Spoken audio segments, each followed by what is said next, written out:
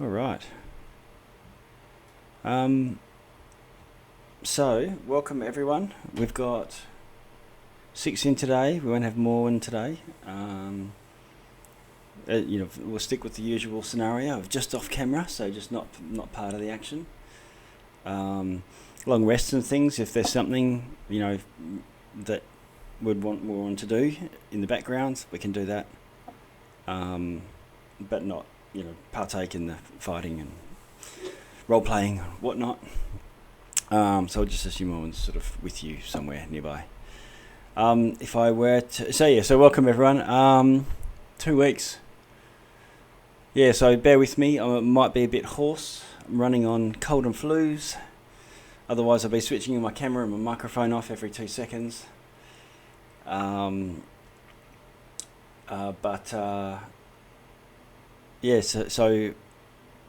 I'm just thinking about recapping from last week. You finalised and made it through, defeated all of the, cleared out the whole lair of Suagan. It looked like the Suagan had been somehow turned from their primary god, Sokola, god of sharks, and because there was defaced shrines and things, and they've turned to something or someone else. You rescued some prisoners that had been held down at the very bottom of the ship, human villagers from Fiskabuk, and they had sort of been somehow transformed. They would call it the blessing of the deep, and they'd sort of gotten bug-eyed and thick-lipped and scraggly neck, gobble neck, but it's actually gills. The room that they were chained to for this blessing was flooded, but they were alive. And so you saw them to safety and back with their families, and I think sailed back around with some. Cortan brought some news. I think Cortan, you were off for a little bit, while the group prior to that had ventured into a couple of other nasty spots. And you got back to the main capital of Gardalun, where you were welcomed as heroes.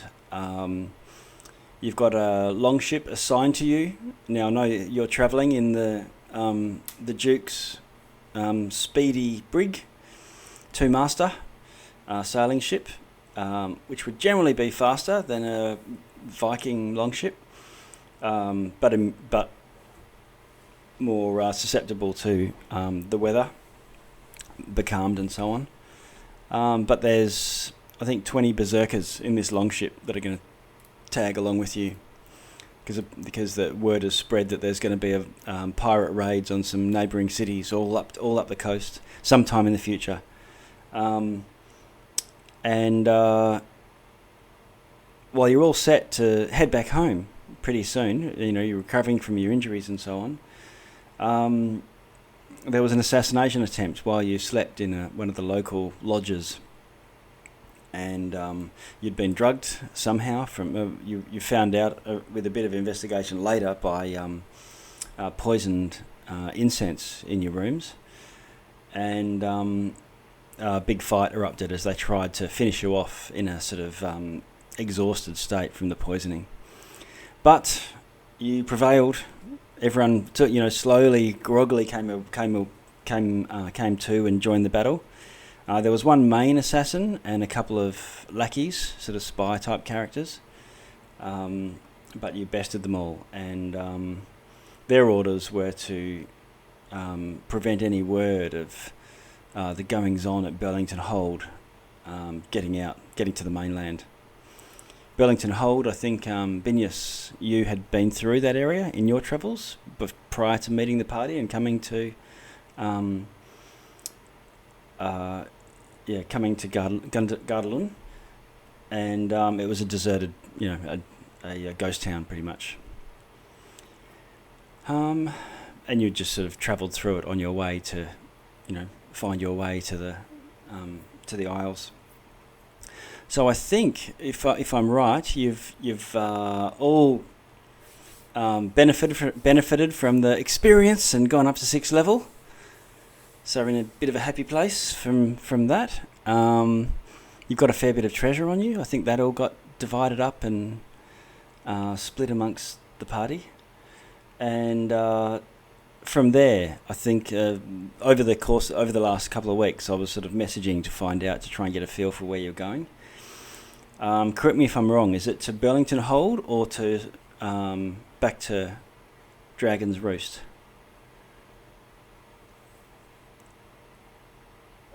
I'm sure it was to where we heard there was a mage that we wanted to see.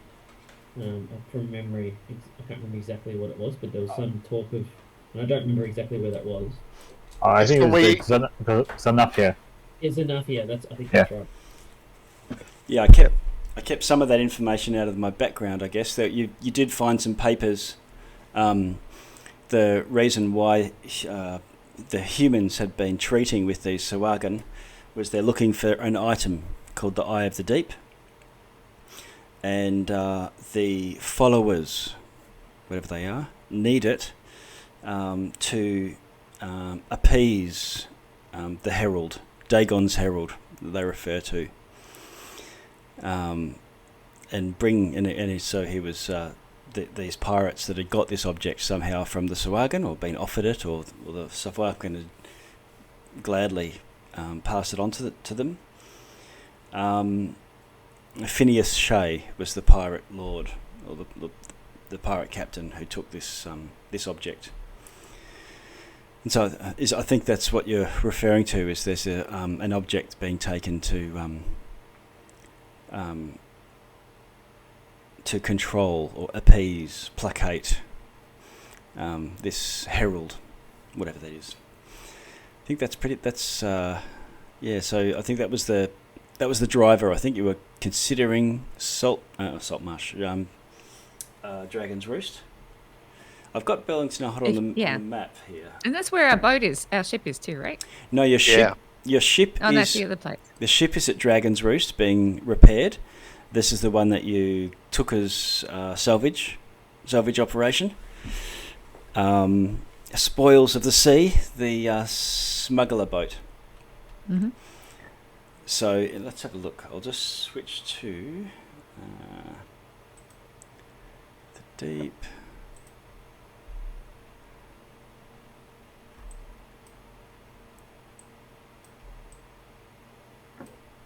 Yeah, I'm just looking on the map here.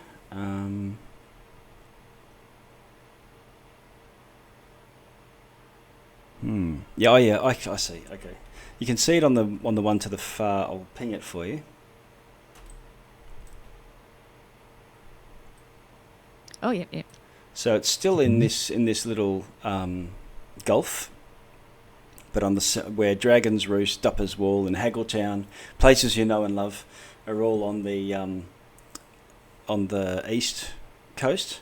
It's the south coast where Burlington Hold is. Probably getting into the Corsair coast, the Corsair League, which is pretty much a little area where there's barons and self-proclaimed kings and warlords and so on. They seem to, all the little keeps and things along that coast change hands quite frequently.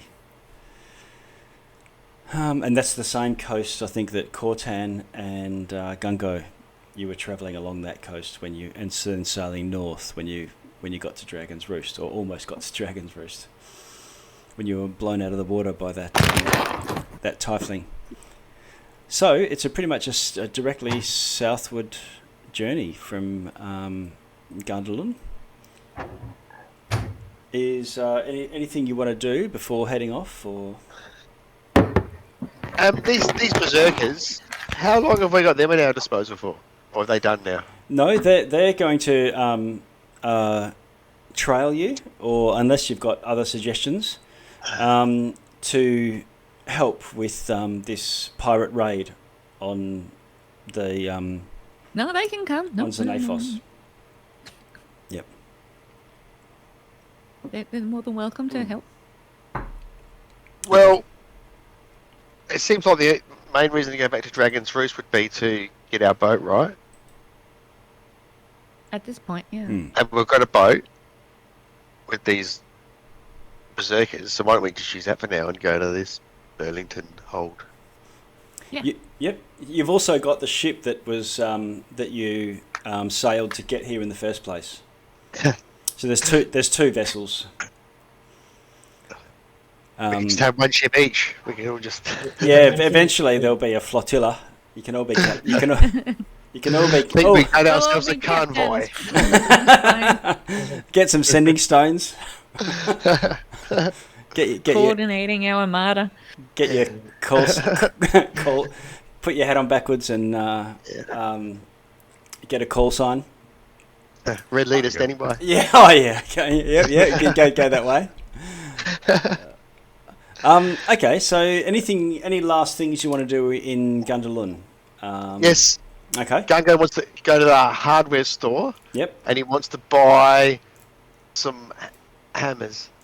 Some hammers. Yeah. Okay. Four, Throwing. five. Yeah, light hammers. Yep. Throwing ones. Yep. Okay. All right. Yep. However many hammers you want to buy, you can at normal player's handbook prices. Okay. Gundalun's pretty well stocked in that department. There's a Bunnings there. He'll go there. Yeah. All right. That's it. Anybody else wanting anything or want to sell anything for that matter?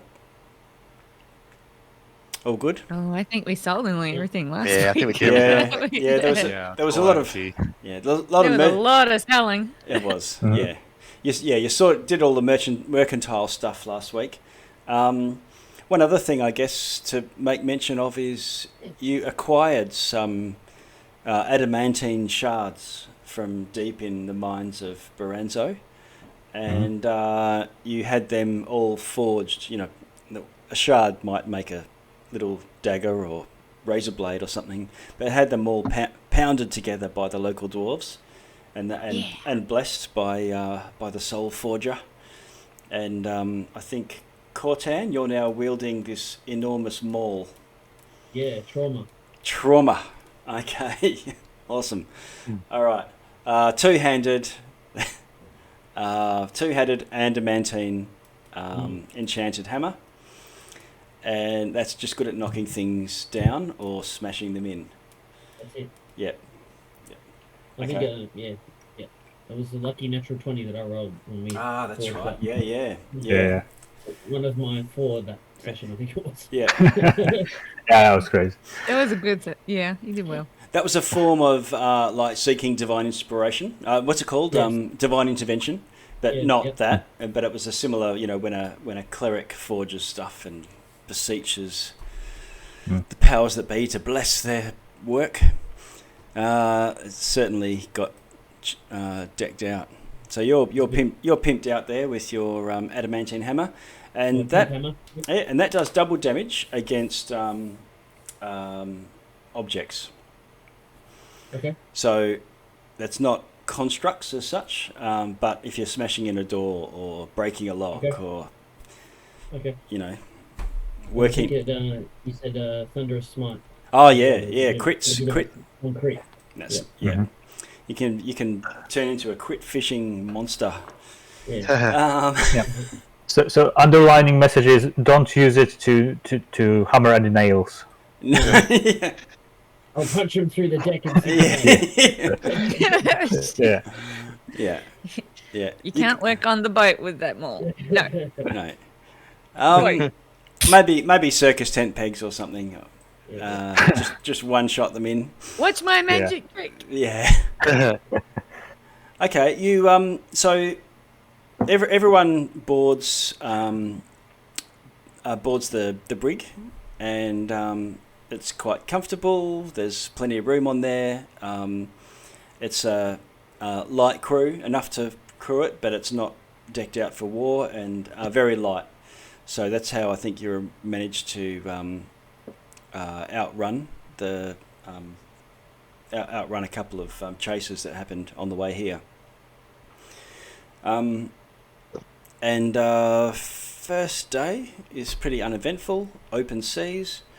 Now I think I'm gonna I might just. Are we going to get a couple of rests here to get rid of our exhaustion points? The exhaustion is gone. Those rests have happened in Gundalun while you've spent some well-deserved time recovering. Thank you. Alrighty. Yeah. It's nice to know. Yeah. So, no exhaustion, full hit points, spells, all that. Darned your socks, whatever. Brushed your eyebrows, ready to go. Polished your horns. Okay. Sharpen them up. So day one's pretty uneventful. Once you lose sight of the islands of Gundalun, the Vikings, come along, are also rowing along with you, keeping pace, and the two captains of the two ships are, slowing enough so that you can stick together. And there's enough Vikings. The berserkers that are on the ship they're all rowers as well as warriors, and they pretty much take turns and rotate the rowing. So it's pretty much a 24/7 deal. So it's not like row and then sleep at night and so on. So they can keep pace with the ship because the ship's the same, never stops. A day and a half in, however, the wind drops and I'll just put a little X on the map here. I think you can see this. Get to about here, roughly. It's hard to tell exactly, but and the wind drops, so you're pretty much becalmed, and the Vikings come alongside. Here we go, and there's but much heckling of Vikings saying these, pasty-faced mainlanders with their fancy sails. And there's a bit of light-hearted rivalry going on. The captain turns to you, Greysail, and says, "Well, we're pretty much sitting here, and we just wait it out until it picks up again." Can't they tow us? No, they're not willing to tow you. If you were completely, if it looks like we're going to run out of food or something like that, then maybe. Or if you were, that they would tow derelict ships into port and whatever stuff that couldn't go under their own sail. But the rest of that day, so the half day goes by, and the next day it's still calm, and it's happened before, and the sailors on the sailing ship, on the brig, have no issue with that, but the Vikings are getting a bit testy and saying, well, and the captain does come over, visits the other ship, and says the berserkers are not the sorts of type to sit around. Well, perhaps they should, exercise or direct their anger and frustrations towards, in fact, towing us, as someone suggested earlier. It's a challenge. Can you roll a persuasion for me? 26. Oh, okay. Well done. He says, "I think you're onto something, fella." And I'm not putting on my Viking voice here, but I don't know what that would be. Why not? Come on. And he says, I like the way you think. Physical exercise, that's what we need. And he calls, Olaf! And they say, come on, bit of healthy rivalry might raise spirits. And this one of the berserkers comes forward. He's a huge brute of a guy, and they say, "This is our champion. We're willing to wager on who can defeat your champion." Can't go a step up and say, "Have you ever heard of pushing over the cow?" Tell you what, if you can push me over, well, if you can't push me over, you got to tow us. How does that sound? He says, the captain says, oh, no, there'll be no towing, but I think this sort of thing might rouse our spirits if we can get your champion. And a couple of the other berserkers say, hey, Olaf's all right, but, I want to fight someone too. And they all start to form a bit of a queue. I'm going to cast a spell. Okay. On Gungo. Okay.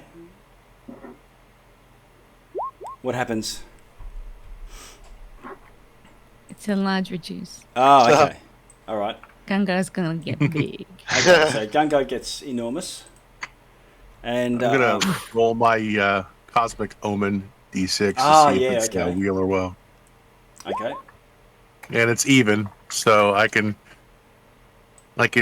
use my reaction to help out Gungo. Okay.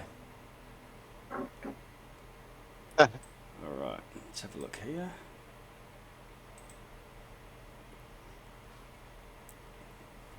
Okay, so they say, yeah, that's okay. That's okay. Now Greysail's all up for this. She says, well, what do you think? What do you think, Misaki? And one of not the first mate, but one of the senior sailors sort of steps up, and they're pretty light, wearing nondescript clothes, bare feet, looking pretty strong. And Greysail says, "Yep, I'll have you, my champion against yours." And the other Vikings on the other, I say Vikings, you know what I mean? The other Gundalunians, say, hang on a sec, let's have some other champions step forward, and some other berserkers come up. When I say berserkers, it might not be in the D&D sense, but they just get very cross. They have anger issues. And Greysail looks at you like, says, well, she's my sort of champion, but if you guys want to take on any, feel free. Oh yeah. Okay. So how many do they need from us? Obviously going. Oh, as many as you want. The whole 40 berserkers want someone to fight, but they're not going. I'm ready to go. Okay. Make a line. Come on. I'm ready to go. Okay. I'm going to hold up my hand and be like, yeah, I could conjure some animals for these guys to just fight. Okay. If you want, I can cast We can all conjure just animals. we can all just scrap. Okay. So. Just have that diamond ready. All right. Let's have a look.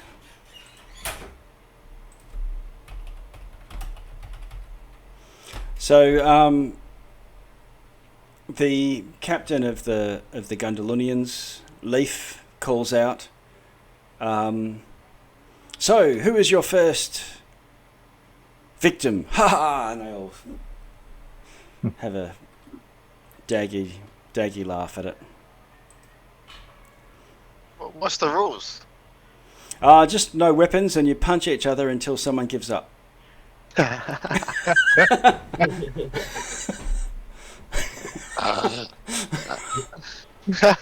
a time-honoured tradition. I say we send Belwyn then. With the thunder go, diamonds. Yeah. You go first. I'll go first because you just got to give up first, right? Hey? You don't have to die. Thunder punch him. Yeah. That's my cunning plan. I got punching.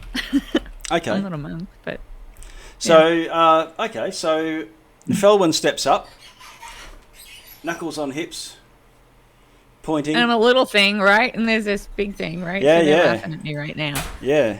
And so Leaf sort of points and says, they sort of don't give you too much credibility. They value size and, they worship at the Church of CrossFit. And and he said, Judge okay. me by my size. And Jurund, come Exactly. forward. Soccer this little one off the deck. Come on. And they all start gathering around, and they open a fair space on the deck and form two half circles. And we have Jorund. I'll put the name of your adversary into the chat. Wood. Okay. Joran something. Yes. Gun Gunholstron. I'm sure someone here can spell. Bless you. Yeah, can pronounce that a little better than me, but Okay, Jawhound. yeah. Let's go. Yeah, right. Okay. Jawhound. All right. Let's have initiative from you.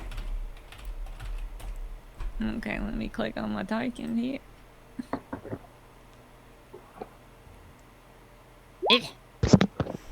Okay. Not the greatest. How'd you go? 10. 10. All right. You got this. Oh, okay. So Joran sort of comes forward, comes racing ahead, and is a little bit cocky. Hasn't sort of but completely unconcerned about you hitting him back. So reckless, and swings a kick, aiming right at your head. Hitting armor class 21. Ouch. That Yeah. hit. Okay. And that's going to do 5 damage. Okay. Ouch. Actually, no, I don't even rub it. Okay. Boosh. Gonna turn What is- around. What are you going to do, Felwyn? I'm gonna turn around and punch him. Okay. And I get 2 punches. Oh, okay. First one's a 20. Oh, okay, you hit. You get advantage. He's reckless. Oh, so let me roll it again in case I natural 20 it, but I don't, so. The first one was 7 damage. Okay. I'll bring up a ship while we're here, just for giggles. I'm punching him in the kneecap Okay. because I can't reach that high. Yes. Hang on, let me just... I'll grab a... Give him a really bad call. Yeah. I'm gonna make him limp. Ah, Win. this one might... Oh, here we go. I've got a long ship. No. Nice one. So I won't put everyone in here. But Felwyn, where are you? Oh, I'll drag everyone on just so that you can all see, yeah? There we go. Getting there. Binyas coming up.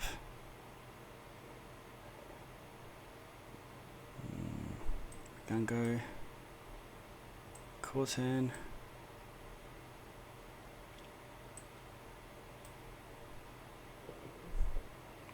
Now, who am I missing? 1, 2, 3, 4, 5.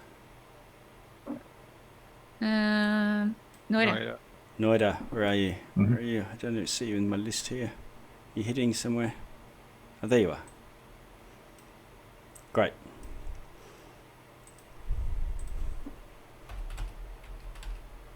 Okay, and then I get to punch him Okay. again. Yeah. So, how much damage with that hit? That was 7 for that one. Okay. And then I'm gonna hit him in the same kneecap again. Ah. 22 to hit. Oh, Nice. that hits as well. This does 12 damage. Ooh. hold on.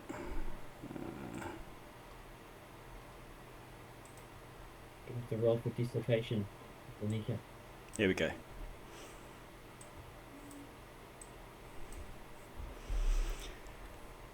I'll give him a health bar so you can see what's going on. Yes. Let's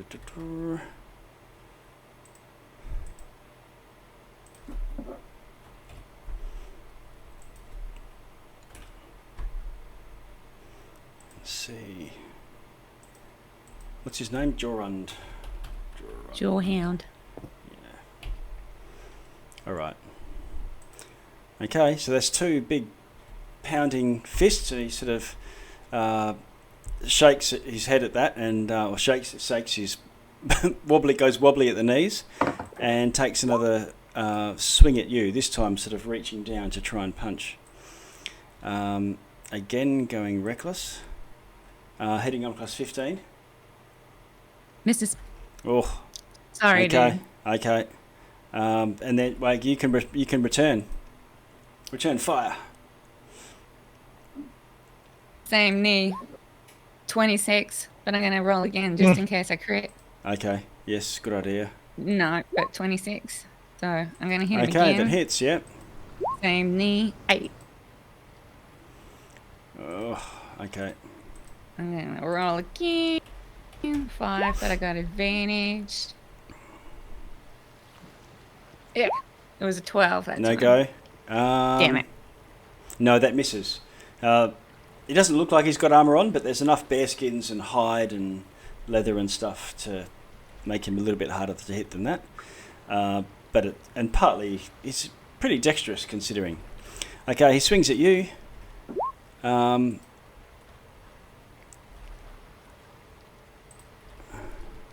Class 16. Misses. Oh, okay. Oh, he's getting furious now. He's hard to pin down. The smaller one, he calls over to his pals. The small ones are harder to hit. Mm-hmm. I'm not trying to make excuses. Better than you thought, aren't I? They're all Exactly. Stop screwing around and kill the little thing. Go for it, Felwyn. Scrolling back up, rolling again. Is he reckless still? He is reckless. Okay, that's 25, so I'm hitting anyway. Okay. Yeah, so 25, 21, but... Yep, both hit. So that's 8 damage, Oh, and then...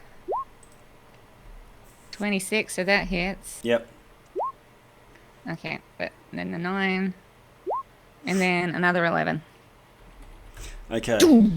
All right. Can you roll an intimidation for me? I'll give you advantage at this point. 15. All right.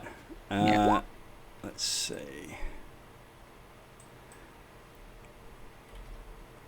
Poor Jorund, his All right. reputation is Yeah. ruined. Joanne goes, whoa, I yield. This is impossible. She's too little. These tiny targets. And they're all of his mates. Ah! He's just humiliated himself. And he sort of, let's see. Yeah, we all cheering for her. Yeah. Okay. Yeah. Oh, to Duran's credit, he turns to you and says, "I was wrong." And I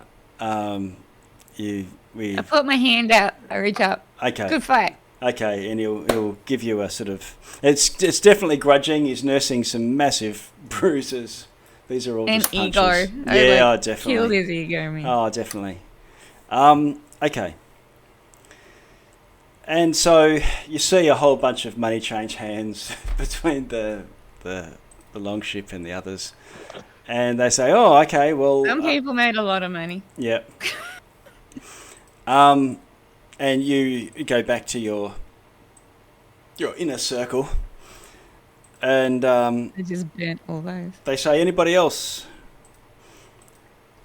And these two, this massive barbarian, type, comes forward, and the bosun from your ship comes forward, and they sort of start circling each other.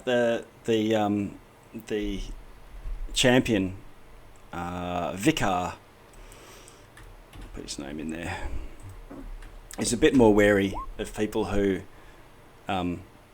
look.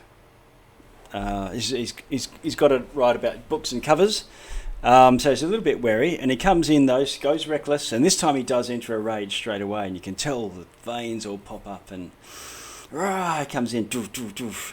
And this character has sort of positioned themselves where there's quite a bit of gear and crates and things, and they sort of crouch down to dodge one, and then you'll all lose sight of the person.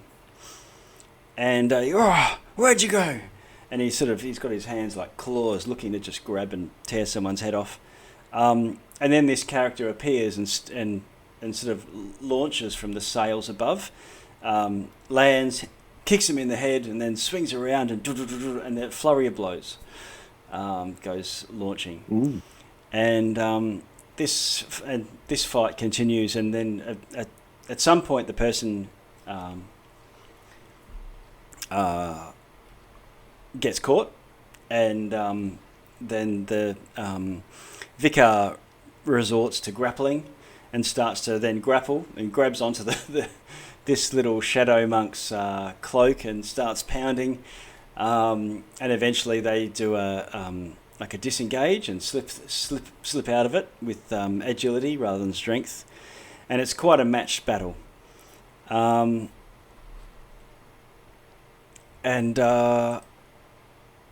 see. Okay, and in the end, after quite a long, protracted fight, it looks like the Shadow Monks got the upper hand, but then at one point, when they're doing their Banff disappearing and appearing in another shadow on the ship, he's onto it, and he's there, and he grabs the person and then just tosses them over the side. Now remember that you're becalmed. You're becalmed. It's not, it's not like you. That's it. But then all this laughter roils up, and they fish this monk out of the water.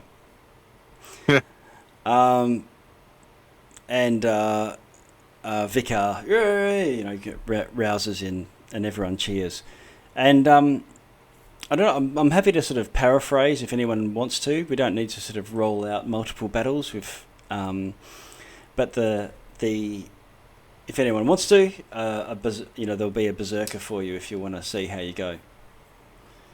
If you want to make a bet, there's also that. Someone will if you want to bet any money. But this is how they pass their time. Fight Club on the Seas. Yes, Fight Club on the Seas. I think I wanna have a slap fight with one of them. It's familiar with slap fighting. Yeah. Yeah. Yeah. Okay. Yeah. I want to change the rules slightly. With the This is powder how and we're doing everything, it. like,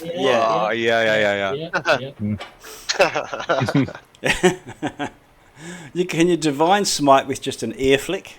I think. I'm thinking about Divine Smite in the back of my mind. Yeah. Divine slap. Yeah. That's Boom. For Moreau. Bam.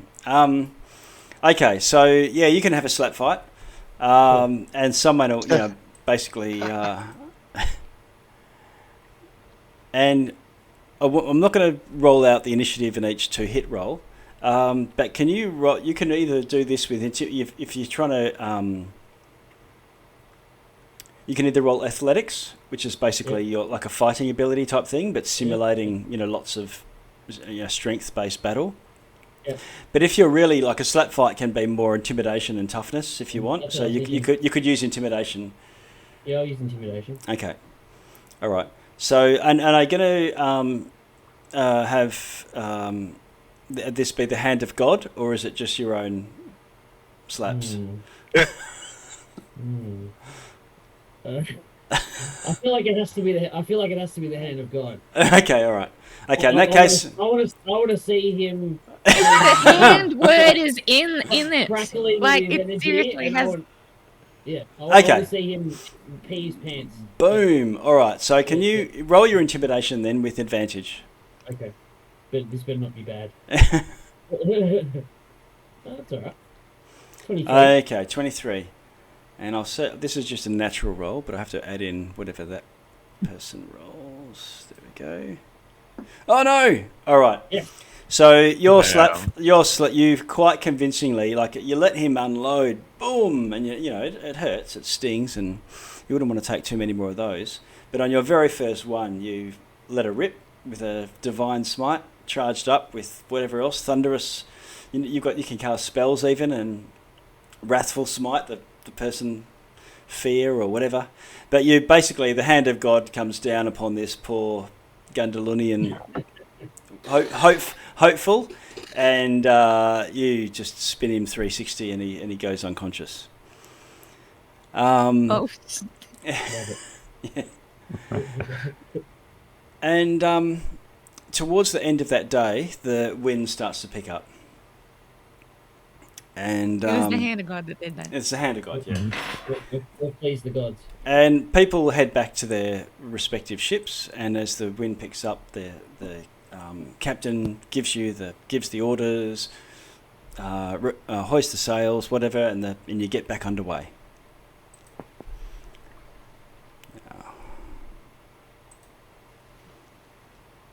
Oops. Anytime anyone challenges me from now on, it's going to be slut fight. Yeah. Okay. Throw down your gauntlet. Yeah. Suddenly we realized, I that was the challenge you to a navigator. slap Oh fight. no. That's right. Hopefully there wasn't anyone important that Yeah, he's just left yeah. unconscious. Exactly. All right. You sail through that night, and the Gundalunians berserkers row along, trailing you, and throughout that night, you get sort of summoned to the to the deck, and Captain Greysail's there with the first mate, and they say, "Well, a little bit worried. With us being becalmed, that can actually mean bad weather immediately behind when you get some major change, and it looks like we've got some pretty bad weather, and it's coming up behind us." Now, further on, it's further ahead. There is an archipelago that we would normally make our way through, but we should be fine. And if we can make it through the archipelago, we'll be in much calmer seas. The bulk of the swell from a major storm would we can ride it out at the ocean, but just giving you a bit of warning. Might be worth just keeping your stuff close and being ready. If any of you have got any, and looks to you, Gungo, I think, and Cortan, you've both been aboard ships before, quite a bit. I don't know about any of the rest of you, but I think you helped out on deck, Cortan and Gungo, before, and when sailing here on the same ship. Let me see. Now you can probably hear the open ocean business going on. Mm-hmm. It starts to rain in the just drizzling, and over the course of the next day, you're racing to the south, trying to sort of outrun it. But it gets overcast, and towards the end of the day, you can see this black line on the horizon. Let's see.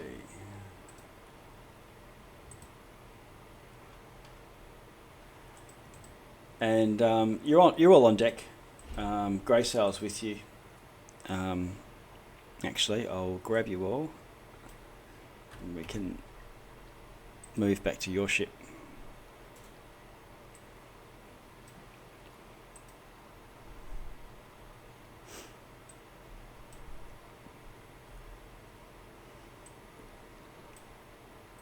Okay.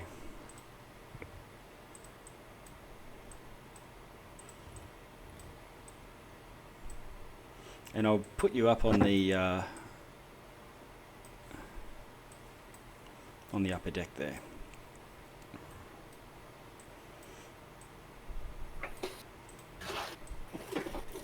I think we simulated a bit of a battle on here last time round, but that's not the case now. Let's see.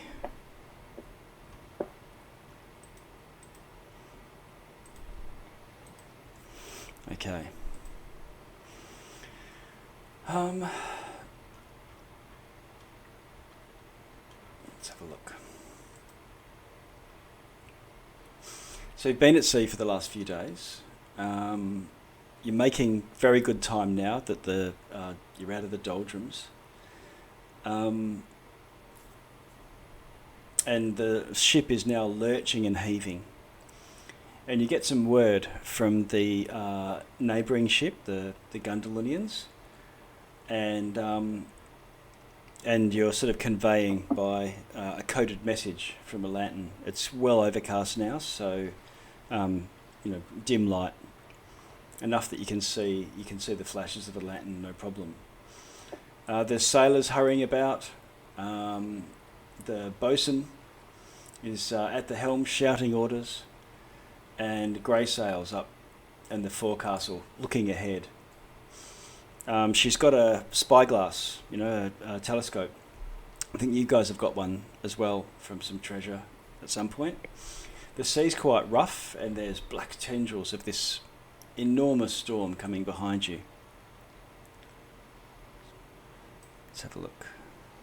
You can see it approaching, this line of it. Greysail says this looks like a massive squall and an open ocean. We'd just ride it out. The archipelago is just ahead, but we've got a problem because the way that I would be navigating through this archipelago safely in this squall would be using the lighthouse on one of the forward islands. And she's just for the life of her peering backwards and forwards, looking for it, and says, "It's out there. It's only about an hour away, but we can't go without having that as our bearing. Otherwise, we'll run aground on rocks. It's a bit of a maze to get through." Do you have any ideas? It seems like the captain's at a bit of a loss. Yep. I can go out there swimming, and if Ed gives me his lantern, I could lead us through. Well, it's eventually this storm's going to hit us, and we'll be in a squall. Yeah, but I can swim 60 feet, and I could guide us through the rocks, carry a lantern, and provide light and lead the way. Okay. Let's have a look. Could I I mean, that seems to be complicated. I think we possibly- should join our hands in prayer. Can I try my hand at navigating using the stars Yeah. and help them? Once the squall's probably about an hour and a half away, and you won't see any stars at that point. And they won't be able to. They're just worried about. They won't be able to control the ship. It's not something that you just steer when you're in a squall. You sort of navigate half a mile that way, half a mile this way to keep away from. Find the channel, so to speak. And we just can't. We can't see the lighthouse anywhere. No. The captain is certain that it's out there, probably directly to the south, probably about a mile. The sea's not. They pretty much know where they are for now. But once the squall hits them, it'll turn pitch black, and they won't be able to navigate at all anymore.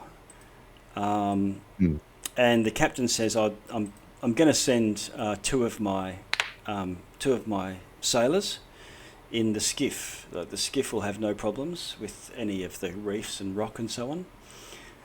To head out to the lighthouse and relight it." Oh, okay, so that's the problem. The lighthouse isn't lit at the moment. The lighthouse is not lit. So if we can get that lit, then we should be able to navigate through them. Yeah, if we, Arcane. she had. But is it normal for a lighthouse to not be lit around the storm? It should be lit. Time? There's a problem. Yes. So perhaps just sending two people might be not wise. Who knows what happened? Yeah, maybe we could take care of that. Yeah, I can go Okay. with them. Well, the skiff can take up to 12, so you could all go out if you're willing to go and investigate. They might run if there's some sort of trouble, pirates or whatnot, or if it's been damaged. I think we should all go. Yeah, let's go. It's never a Smells good like idea to split up. Kraken cultists. Okay. Yeah. Yeah, let's go, and I can light it up with my Create bonfire. Okay. Yeah. So I mean, as long as we don't have to talk with Willem Dafoe. yeah. Okay. I'm not going to say no. Yeah, there might be a couple of crusty crew out there.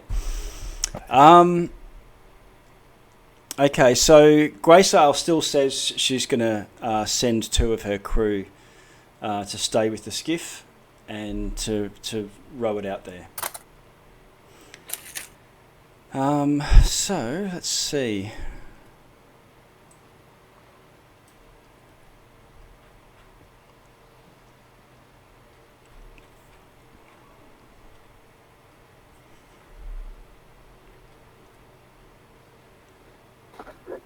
The Vikings, the Gondolinians,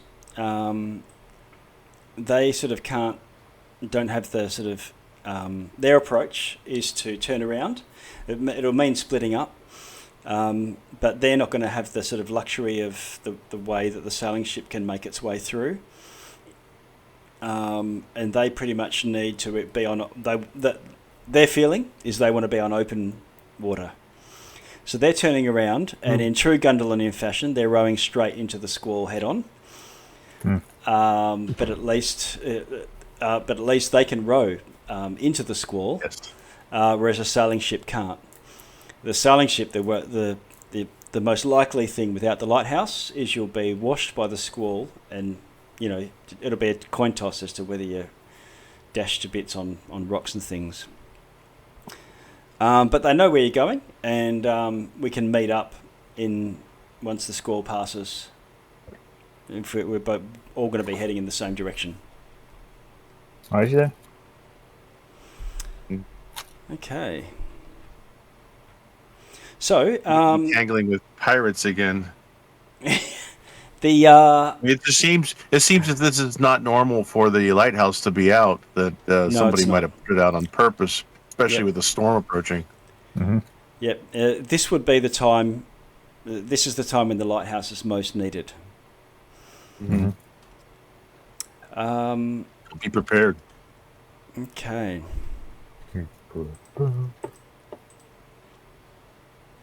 Let's see. So you've got this large rowboat, the skiff that Greysail assigns to you. You jump in. You can, with these 2 quite capable rowers and yourselves helping out anyone who wants to. You can travel about 3 miles an hour. So, it's less than an hour to get to the location where this lighthouse should be. There's quite How big is this rowboat? It can fit 12, so it's about 15 feet long. Yeah, I think we're all going. Can I cast? I'm just going to quietly cast Pass Without Trace on the whole rowboat. Okay. And Felwyn, were you wanting to dive overboard and do the light thing, or are you going to stay on the boat for now? I'll stand on the boat if it can get through. Okay. Oh, that was more about if I will to put try my Everbright. I'll put my Yeah, there was Everbright an lantern on the alternative. well Sure. Okay. if we need it. Okay. All right. So navigation. So Elric, you've got the assistance of everybody else in the party. I'll give you a navigation check. That's probably going to be intelligence. You can have advantage. if you've got any other ability or navigator's tools or something. Yeah, I'm proficient with navigator's tools. Okay, great. All right, we'll go for it. So you get your proficiency. That's one roll with advantage, right? Yes. There we go.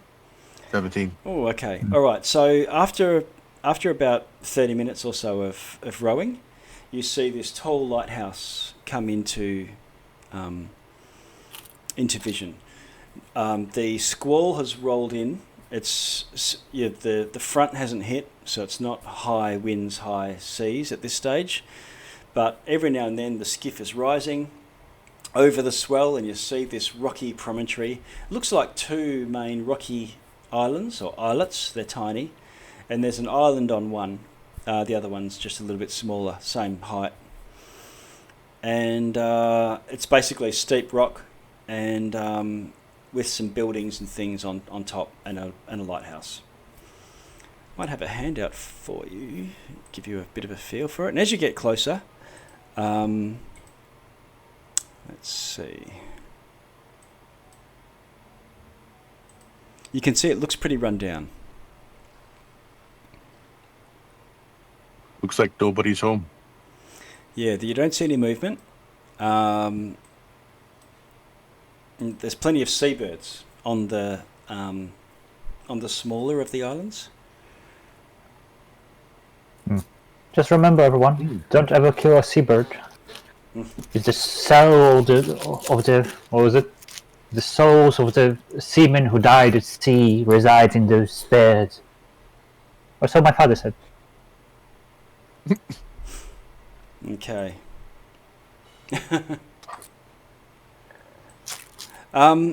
Yeah, so it looks like the roof of some of the buildings has collapsed. It looks like there's they're not seagulls. They're probably more like albatross or terns, like slightly larger seabirds with the sort of bit of a protrusion on the front of their beak with a hook on it. There's looks like there's scaffolding, so it's been undergoing repairs and so on.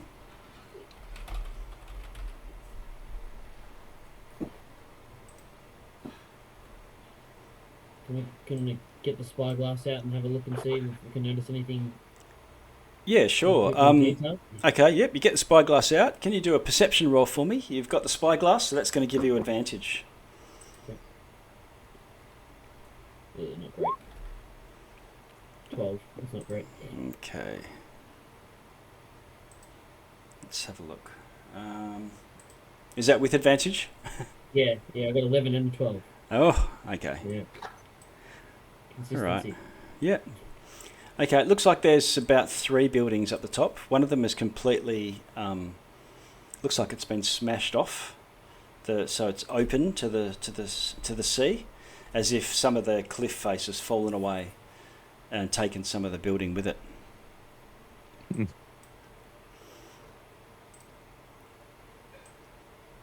All right, I can show it to you here. Can we get up in there closer? Yeah. As you get you can also see there is a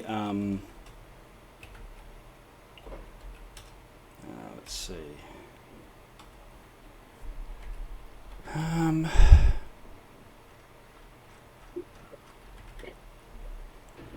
There's a small beach, rocky pebbles and things and crushed coral, and a walkway that sort of snakes its way around the edge of the cliff face down to this beach. And there's even a couple of skiffs that you can see pulled up, staked to the edge.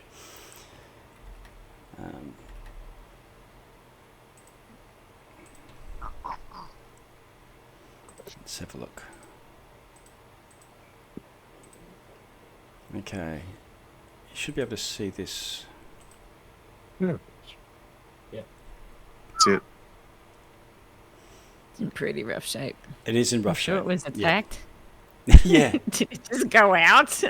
There is neglect. There is signs of recent damage.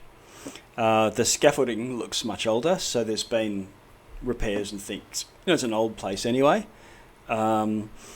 the buildings to the outside look like they're probably storerooms and outhouses and that sort of thing. So not where the normal, the people who attend to the lighthouse would probably live inside the lighthouse itself. Mhm.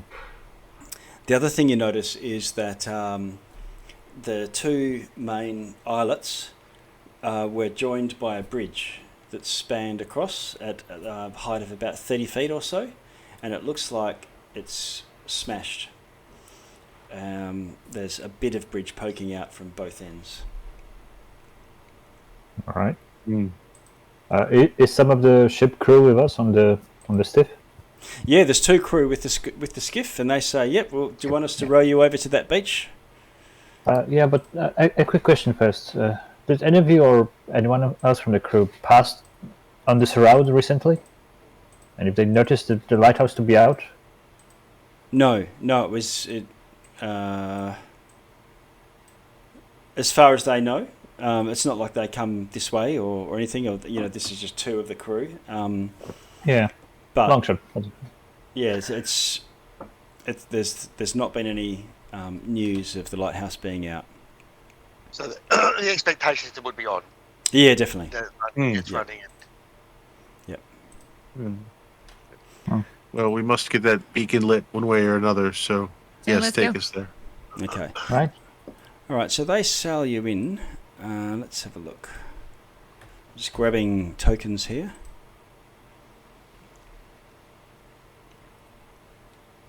Let's see.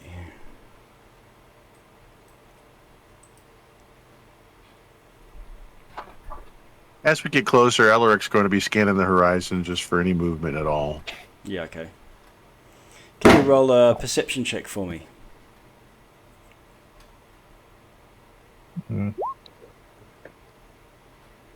19. Okay. As you approach the beach, you see what looks like a drowned sailor about 20 feet underwater. And their foot, they're sort of swaying a bit with the surging swell, as it looks like their foot is probably stuck under some rock or coral or something like that. Oh.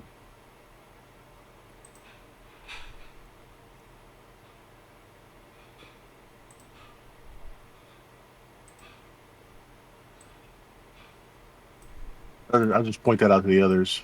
Okay. Yeah.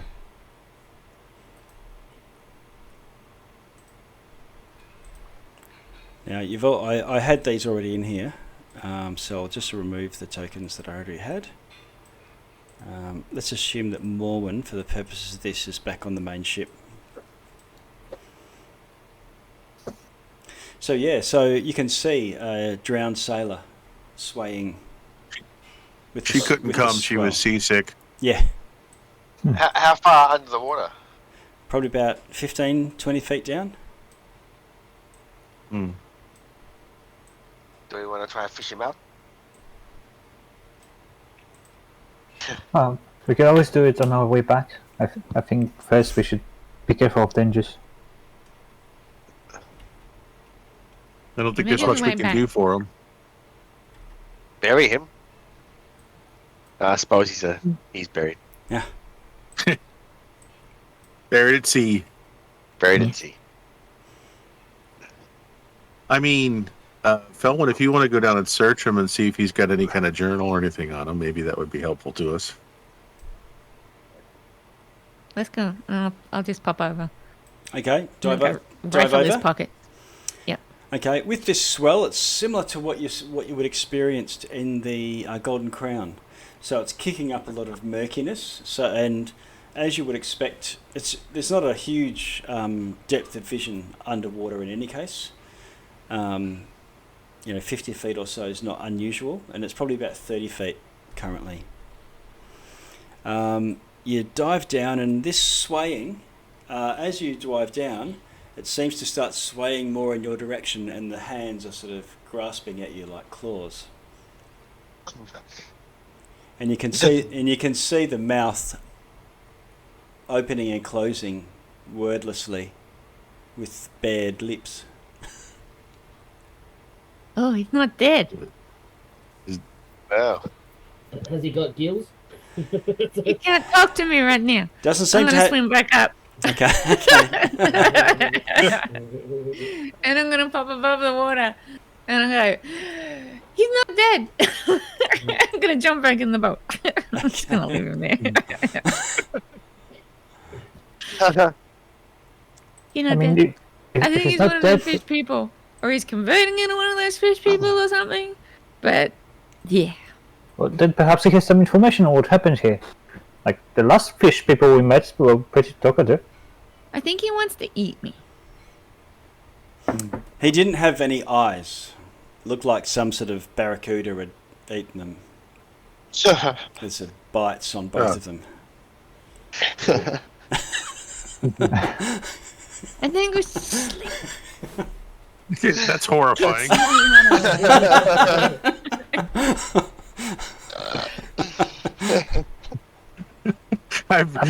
We've successfully traumatized Felwyn for the rest of this. Felwyn goes swimming down and just like,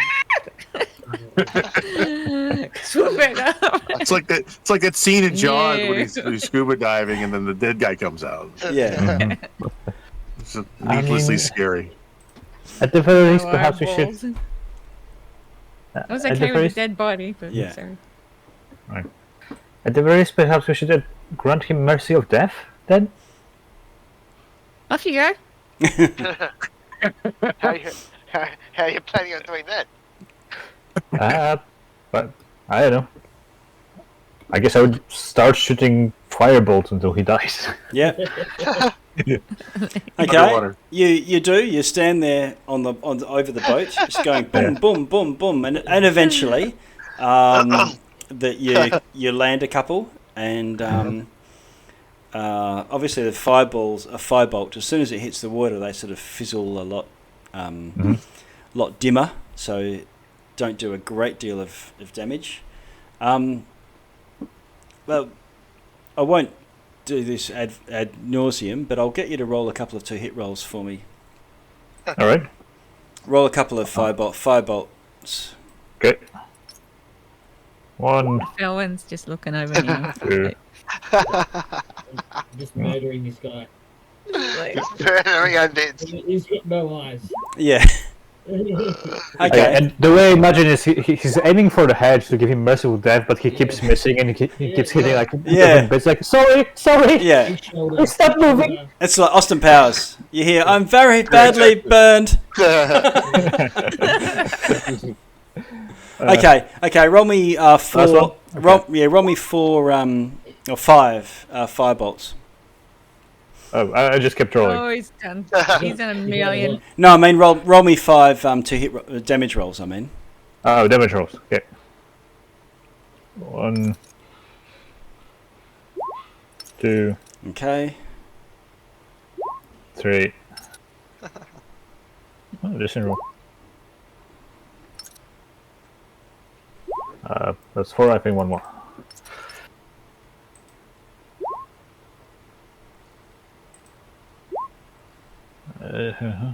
Six. Okay. The 4th one blows half of his head off, and he's still grasping at you and your boat. But the 5th one hits him a little bit further down at the neck, and then he sort of just goes floppy again, and his arms start just drifting like seaweed. Can we go up a level now? Yeah, it's yeah. Bank that XP.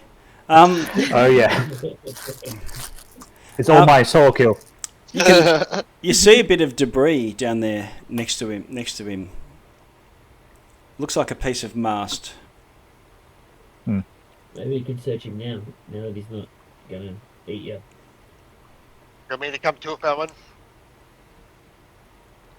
Okay, I'll go again. Okay. Go. You jump up. Felwyn drops down. Look at my water breathing armor. I can drop down there. Okay. So your turn, Ed. Take this rock. I'll go with you.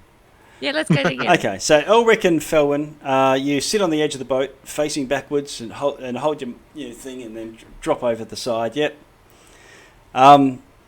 Why do you No, know why I people? Do you know why people tip over backwards into the water like that? When they're sitting on the edge, it's because if they Heard tip, this. I forgot it. If they go forward, they will hit they'll hit the boat. Helen just bombed us over. Oh yeah. You got the cloak.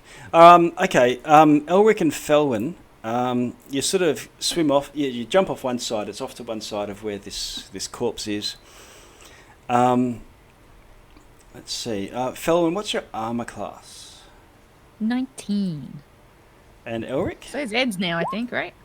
We're the same. Same, yeah. We're 19. Okay. You feel something brush your feet. You look down, and you see there's about 10 more of these corpses beneath you.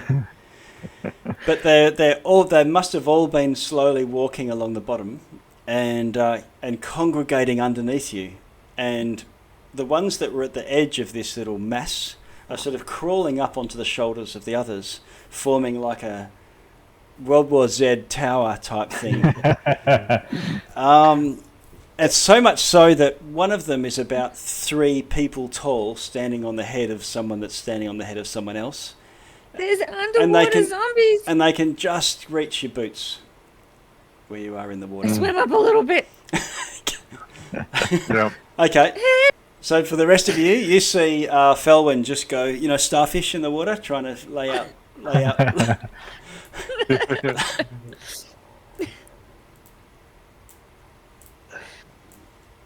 Yuck. I think we need to get out of here. I'm going. Are they literally standing Row. Okay.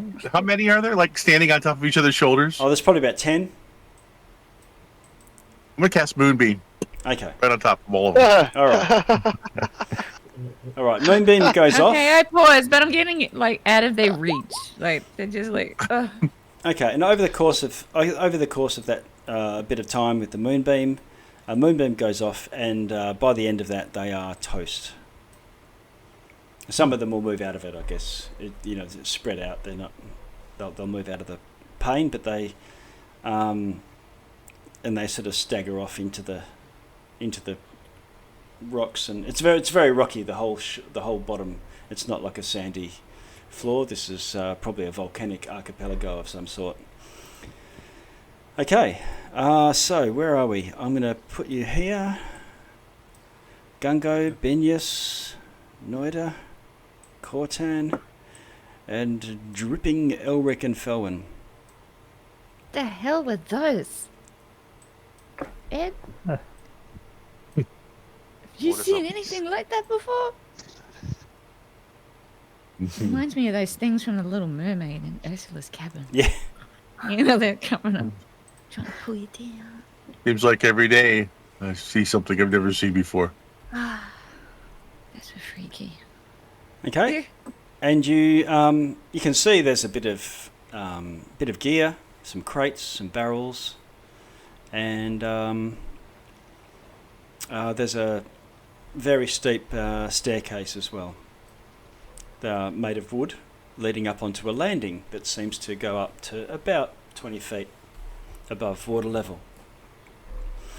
I probably should give you a couple of sailors.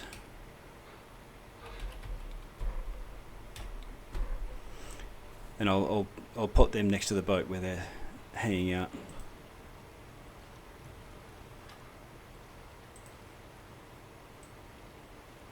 So, Noida, you're closest to the stairs.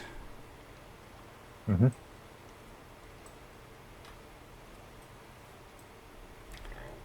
What do you want to do?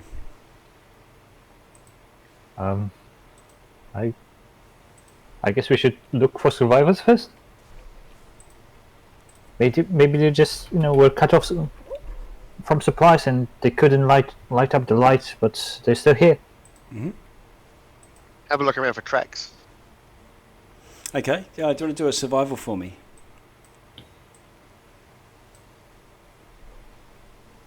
Maybe Elric can ask one of the local birds.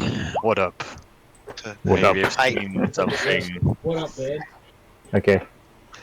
I don't have. But if the speak bird animals. starts rapping, I'm out.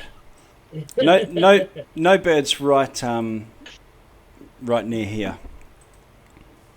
But you can see them are flying around above the smaller of the islands.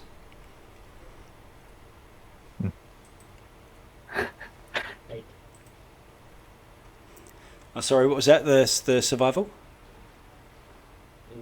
Yeah, tracking 8. 8. Okay. Yep. That's So it looks like there's been swell big enough that every 10 waves or so washes across this whole area, and so it just gets washed by waves every so often. The two sailors that are with you,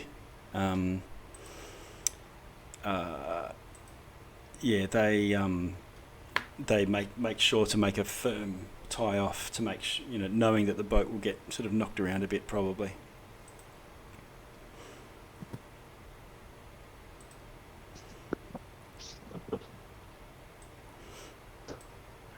Okay, so there's 2 deckhands with you there, over there next to you, Noida. Mm-hmm. No tracks.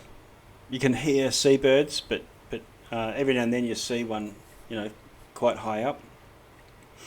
There's a light mist falling, it seems quite strange, quite unnatural, because there's both a light rain and fog. Mm. Okay, stairs going up to like a couple of doors, is there? Yes, there are. You can up to the north.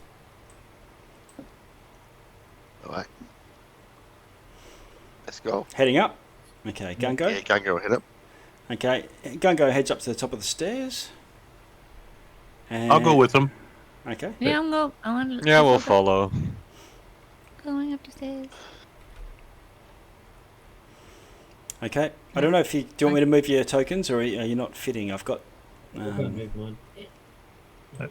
Yeah, I can't get up past James. Okay. I'll see if I can do it, because you might just be stuck with the walls and things. Is that better? Yeah, now I can move. Yeah. Okay. All right. So you make your way onto this 10-foot wide walkway. There's a bit of a no rail to speak of, but it sort of drops away to the ocean below, and the walkway wraps around to the east of a stone building, but also it opens to the Noida, right where you are, straight away. If you turn to the east, there's an open courtyard, and you can see the lighthouse door from here and some stone steps leading up to it. Okay. I will have just a little peek. It's okay. Okay. Looks empty. Yep, it does. Looks empty. It looks like there's been there's lots of debris everywhere. Let's see.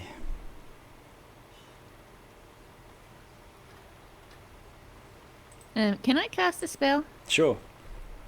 I'm gonna cast. Cortan, you move through with them, Yeah.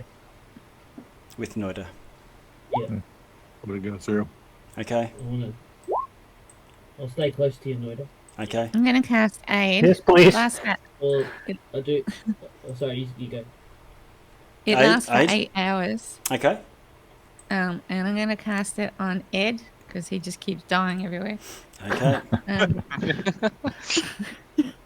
Sorry, who's Noida Thank and you. Dungo, Okay. and you permanently get an extra 5 hit points for the next 8 hours.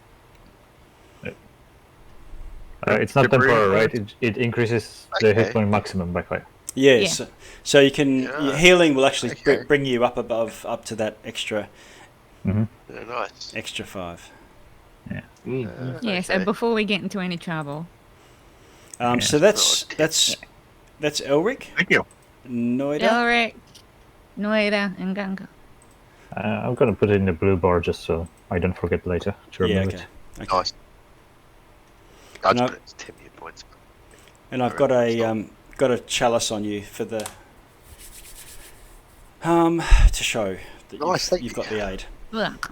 Okay, so there is a door to the north where there's a storeroom of some sort. Feldwin, you're still down the bottom. You coming up the stairs? Oh, yeah, I'm coming. Yep, sorry. Okay. I was just doing that first. Elric, you can see a wide open area, stone courtyard. There's a scaffolding leading up to the into the lighthouse. Doors closed. A door to the north into some sort of large storeroom area. And the bridge, of course. There's a shattered bridge further down to the south here. I want to reach into my bag of friends and pull out a buddy. Okay. Hey. Yeah. I think we might need some help. Yeah. Mhm. All right. Bag of buddies. Where is it? I don't got to use your back of buddies much. Yeah. Okay. Can you roll 1, 2, 3, 4, 5, 6, 7, 8? D8? Yes, thanks. An 8. Mm. Okay. All right. Let's have a look. Elric, this should be in your. You feel this fuzzy ball. You pick it out, and it suddenly gets bigger and bigger, and falls down. And it's shaggy and brown. Looks like Snookums or whatever his name is from the Muppets. It gets bigger and bigger and bigger until it's, I don't know, as big as a wagon, and really shaggy. It gets about 10 feet around, and it keeps swelling bigger, bigger. It's a big buddy. And eventually What the hell did you pull out of these it? 2 white tusks go curling out from underneath Oh no. until you're presented with a mammoth. Hey, you can get him around. And it Ugh. and it swivels around to you and holds its trunk out and holds your hand. You big guy? Oh my god, isn't he sweet? Wow. You're a lot bigger than the last buddy I had. What did he do Why inside? don't you hold the fort down Yeah. here while we go explore the place? Okay. 'Cause I don't think you're getting up those stairs. Okay. Well, now you know. We got a guard dog. All right. We got a guard mammoth. Yes, you've got a guard mammoth. God, mammoth. Where to? Oh from- man, I'm gonna hate to lose him. I don't think he'll fit on the boat. Yeah. Oh man, cool. You're gonna call him. So the wind's howling across this pretty much featureless yard, smoothed bedrock, slick with spray and lichen. There's a dilapidated building with a sagging roof, looks like a storehouse of some sort. What remains of the bridge, I think I mentioned. A narrow wooden balcony hugs the cliffside, which you sort of stepped off to come through onto the stone area. And that's hanging out over the surf. Scaffolds lean against the lighthouse on the northeast. Few remaining pieces of walls indicate a collapsed building next to the lighthouse on that side. I think I can ping that. That's down here. There's a door over here. Far corner.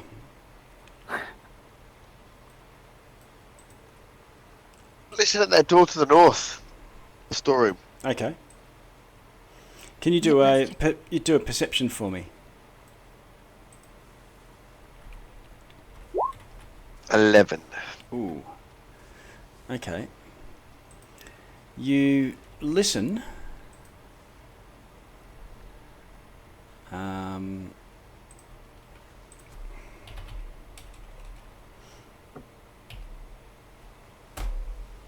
And you think you can hear something. Let's see. What sort of something? Yeah. I can actually play it for you. Shit. Okay. Uh-oh. Really so crazy.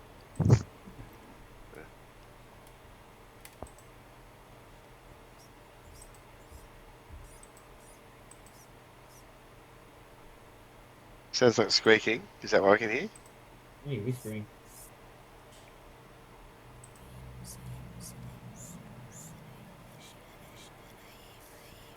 Yeah, I hear whispering. Yeah, it sounds But like I don't hear someone's anything speaking because in I reverse. wasn't. Oh gosh, that's horrifying too. Yeah. Someone's Yeah, gonna have yeah. nightmares tonight. There's another door into this story, isn't there? There's 2 doors. There's windows. There's a door windows. right there, and there's also yeah. windows. Let's see. The wind blowing through this room just sounds like a creepy little girl. It's amazing. You hear something whispering in your ears, Gungo, and you think you can understand what it's saying. It's saying, "What secrets do you have?"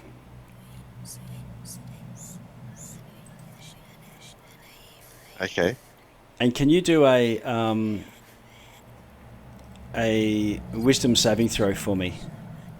Okay, I can do Dungo, it.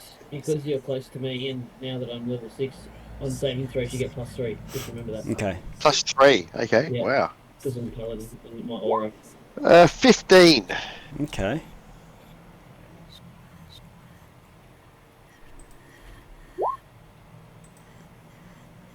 All right.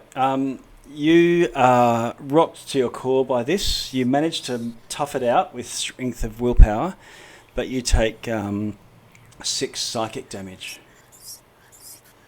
6 psychic damage. All right. Yes. Okay. All right. And when this burst of like a psychic revelation, it doesn't feel like an attack. It feels like you've been exposed to something and heard some secrets you're not supposed to hear. Can Binyas, Noida, and Cortan also roll? You hear this as Okay. well. You all hear this as well. What saving throw was it, sorry? Wisdom? Yeah, wisdom.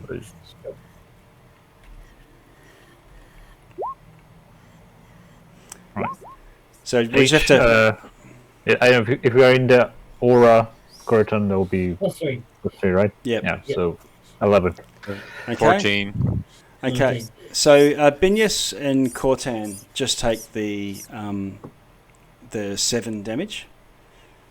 Okay. But poor Noida, you take 14, Ouch. and Noida just goes. His eyes roll back in his head, and he just staggers there, stunned. And I don't hear anything. You don't know. Look at everybody's like. I'm looking at everybody like. What is happening to you? What? What's going on? There's something creepy in behind this door. And then the this whispering seems to subside.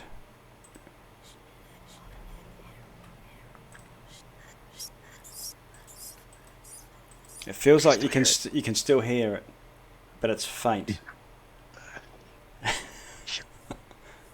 It's with you forever. Well, it's with you forever now.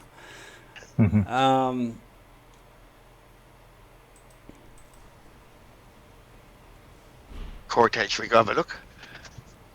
Yeah, I think maybe we can look through the window and see if we can see anything at least. I don't know. Yeah, there were windows around the other side, from the opening out to the sea. You know, on that walkway.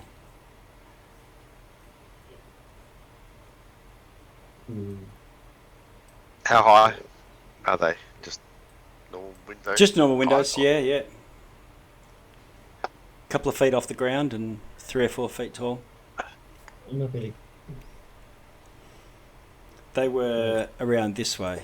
Yeah, I remember over here.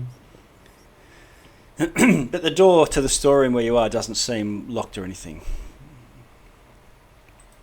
Let me just make a change here for a minute.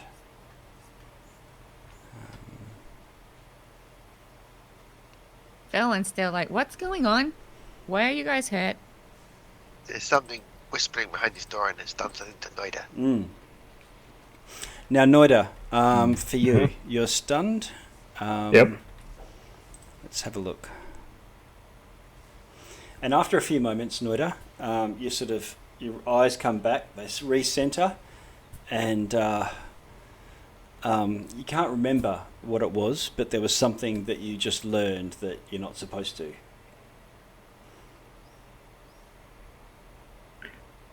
Okay. And okay. Sorry, back to everyone else on the doors and windows and things. So, Cortan, you're having a look through the window, right? Yeah. Okay. You can sort of jimmy it over. It's a bit stuck and a bit grimy. You can try to clean it, or you can just sort of open it. You know, like it, pull against the lever, or lift it up, sort of. Could I fit through it? Not I'm saying I want to now, but is it big enough that I could fit through it? Oh, it's big enough that you could fit through. Yeah. Okay. I know for now. I think I'll just clean it and see if I can see inside there. Okay. You sort of use the heel of your palm and try to sort of wash the glass. And let's see.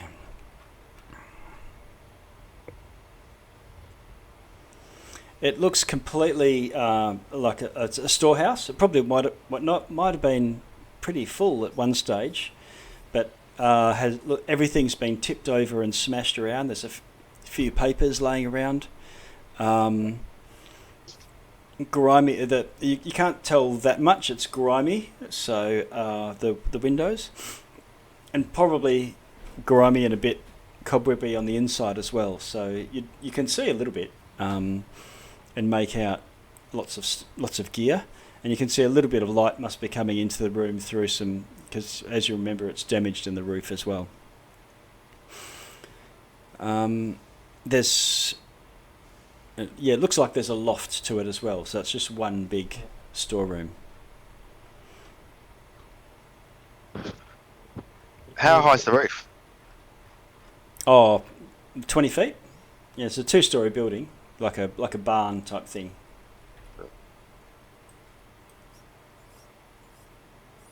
Should we go have a look? Can I sense anything with divine sense? Is it evil? What this voice? What do you mean? Sorry. With divine sense. Yeah. Could I sense if this is evil? You can try it. Divine sense. Yeah. You know, things that are within your line of sight. Would register if they are one of the things that divine sense can show. Well, I do not see anything, so it's kind of pointless. Okay. Felwyn, you're by the door? Yeah, I'm gonna You said it was unlocked and everything, right? Yeah. I don't know if you should open it. I'm not sure what it is, but I think this. I know what is there, but I don't know.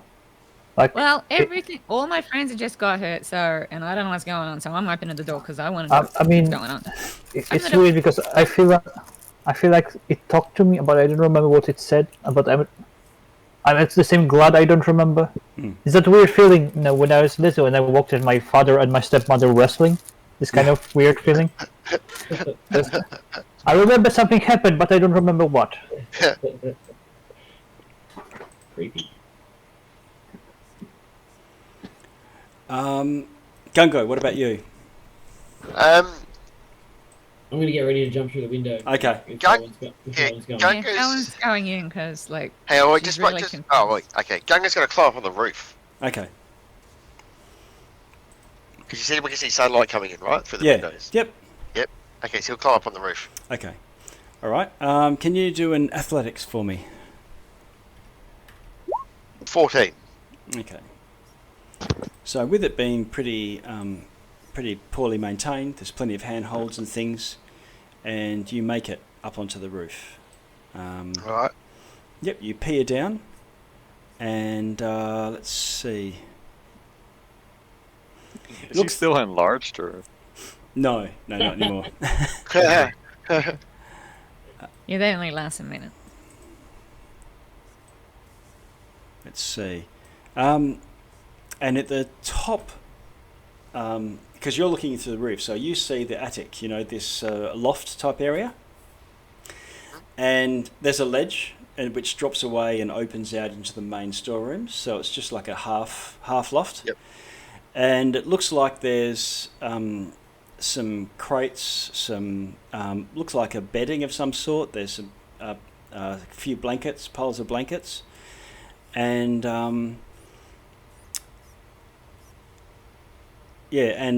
some papers and things. What looks like probably some food that's been sort of cooked. What's left of meals. Not recently, or looks like a camp. Someone's been camped here. yeah, and lot long ago, or a long time ago. It doesn't look ancient, but you'd need to get into the room to see. Yeah, okay. Yep. He's just going to hide there for the moment Okay. while until he Felwyn busts in the door. Yeah. Yep. Okay. Ulrich, you've got a mammoth. Okay. Got a big buddy. You hear a scream, Ulrich, from the ledge down here. Okay. Oh, what happened? It's coming from your skiff. I think you just You move the background. Yeah, the whole background is. Yeah, I think you moved the whole map. Oh, whoops. Control Z. Go ahead. Oh yeah, Control Z. Good idea. Hey. Okay. Okay. Mhm. So it's down here, you said? There we go. Yes, so let me just get onto my right layer before I shift ping. Okay, there we go. Shift ping All right. probably changes the map to be where I ping to. Now, this is a landing, not a room, right? I'm in. Yeah, you're on a look over the edge? open area. Yep, there's a safety ledge, a rail that you can go and look over if you want. Okay. I'll investigate. Okay. You look over the ledge, and Binyas, Felwyn, Noida, you see Elric sort of move away from his mammoth, look over the edge, and then just look back at you with wide eyes. Yeah? Did they get eaten by those underwater zombies? Let's see. Oh right, we should have warned the crew. Hey guys, be alert! Beware, There's there's something a in the water. I mean, Yeah. they were there. They know Yeah, what they weren't happened. there while Noida was firebolting them into the water. Yeah. Okay, and you can see a couple of these bloated, wet, half-rotten characters from underwater, and one of them, two of them are pulling at the arm as if they're trying to tear one of these sailors in two, and they're both grappling him. The third one, the way the zombies work, is they get a grapple, and that's something they try and do. And if they grapple, then they can try and bite, which does a bit more. That's how they do their damage with chewing. But two of them, it's odd, un-zombie-like, and they're trying to both tear an arm off or something. They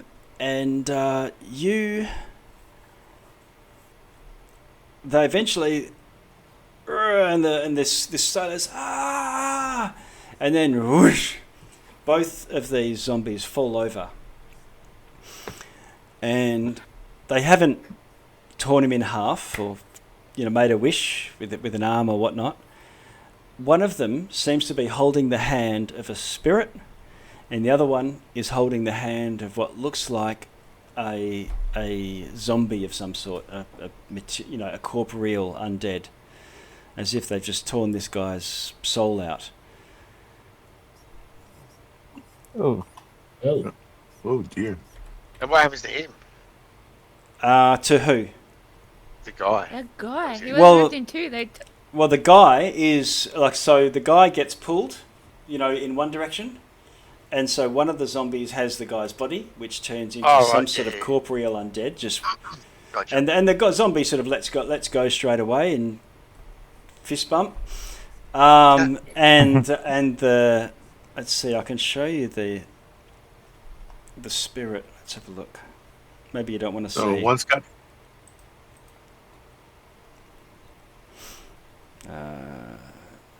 Layer. So that was the crewman's spirit standing there. Yes. Oh gosh. So you get his soul ripped out. Nasty. Yep. Okay, so this is what you see.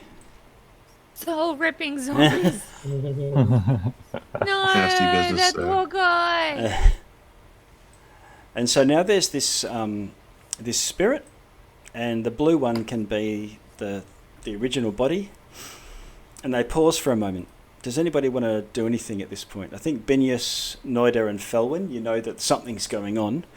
Yeah, so if I can move before initiative, I would like to get over here so I can see what's happening, actually. Oh, yeah, sure. Yep. Yeah.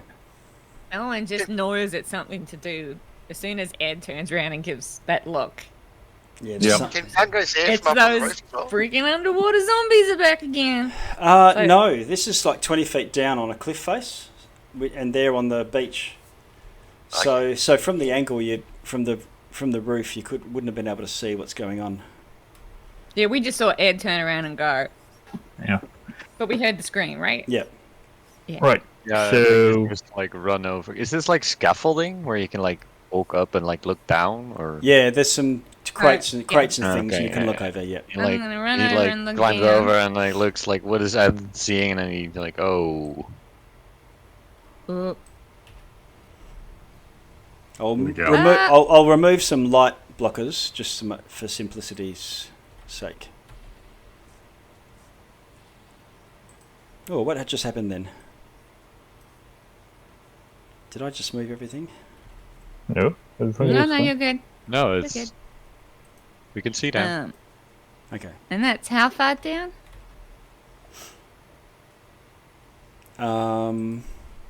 Is there anyone left alive? About 20 feet, 15 feet. No. Everybody's dead now. Yep. Okay. But they're still moving because they're zombies. Yes. Okay, so we gotta get these guys taken care of. I'm gonna grab my gun. Okay. Should we do initiative? Let's just do initiative. Let's go. Yeah. Or we're gonna Okay. surprise them first. I mean, Yeah, but we still got to roll initiative, right? Still do initiative. ooh.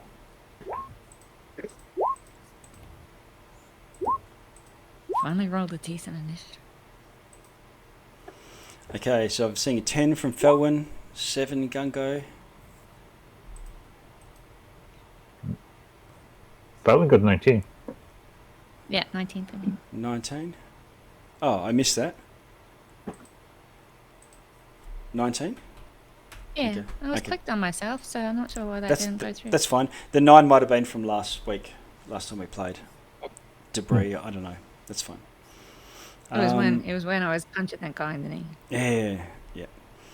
Okay, let's see.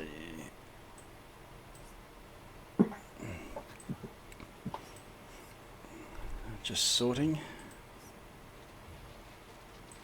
Descending. So that would be Felwyn going first, followed by Noida, then Cortan, I believe. Mhm. So, Felwyn, you're first off the mark. What do you want to do? I'm gonna, as I said, pull out my gun Yep. and then shoot one of them.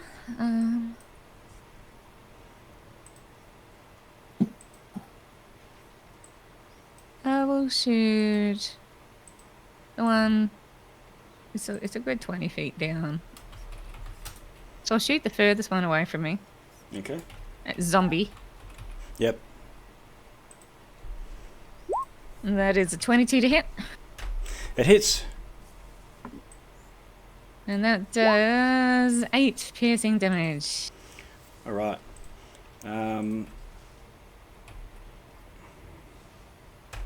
Okay.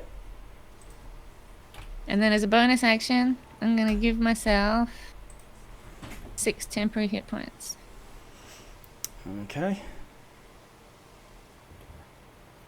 And you're like shooting fish in a barrel. You're reaching over the edge and standing on a crate or something and looking over the edge down, shooting straight down into them. Yeah. I Noida. push a little thing on my armor. Oh, right, yeah, Like okay. 6 hit points Alright. on there. Sitting. Noida. Right, I'll twin spell second level guiding bolt between this guy and this guy. Okay. Action guiding bolt. Number 1 Hits. and number 2. Hits. Okay. So I think level 2 is 5d6. Those. Yep, 5d6. Number 1 and 16 damage. yep, Ooh. radiant if it does anything, and number Yep. 2, 20. Okay. One guiding bolt drops one of the zombies, and the other one doesn't drop him, but blows a huge chunk of his flesh out. But he's still standing there. They ignore it, or they seem to ignore it. Okay, and I think that's it. That's it from. Okay.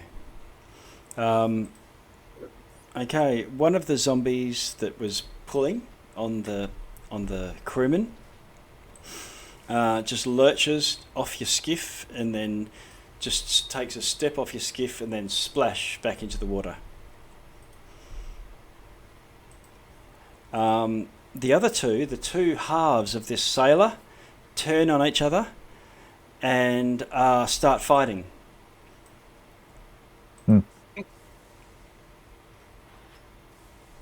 I think it's just the classical battle of mind and body that my father used to tell me about.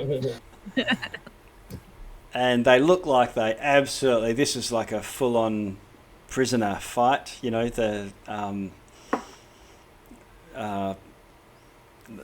there's just hate.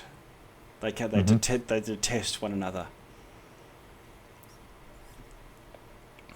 Cortan, you're over by the window and you can hear some ruckus. You can't quite see from where you are, I don't think.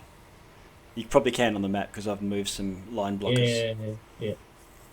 So I wouldn't know. I'd probably go down there. Yeah. Because I wouldn't know they were fighting each other. Yeah. How far can I make it? Well, as soon as you walk to Noida and get behind him and say, excuse me, and go through, you're not stuck. He can let you past. But, Right. you know, looking over his shoulder, you can see what looks like a ghost fighting a zombie. Right. Oh. We'll just let them kill each And other. right now we're all like, what the hell's going on? There's a problem. The ghost is incorporeal, and it can't seem to land Yes. damage on the zombie. It grabs it by the neck, and the hands go through the neck, and the zombie ignores it. The zombie on the flip side is clawing and doing slam attacks and trying to bite the ghost and not doing any damage either. It's basically an undead slap fight. Yeah. I can't make it all the way down there. I don't think I can make it all the way. Just go down. Maybe let them work it out by themselves. Gunko. I don't seem to be getting anywhere. Oh, do you want me to move you? No, I'm just saying. I'll probably. I mean, look, it's smart enough for me to just get down there and see what happens. Okay. You're down there and you can see both of them. Well, I can throw a javelin. It's probably what I can do. Okay. We'll do that.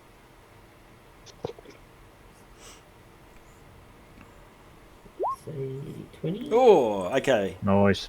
Roll damage.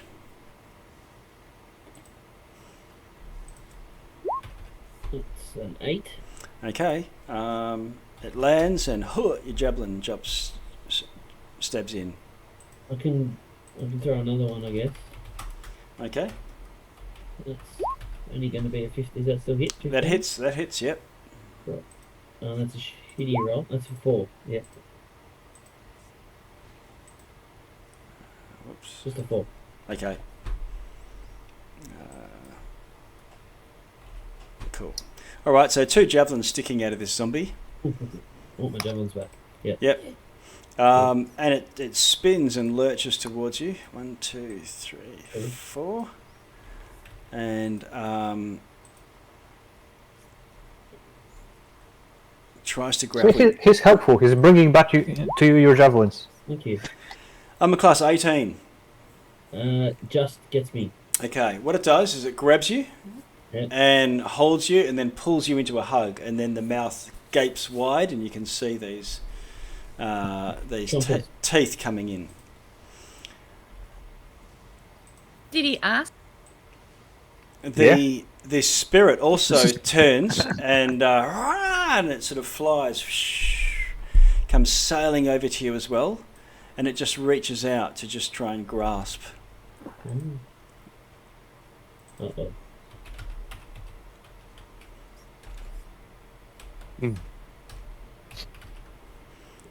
Okay.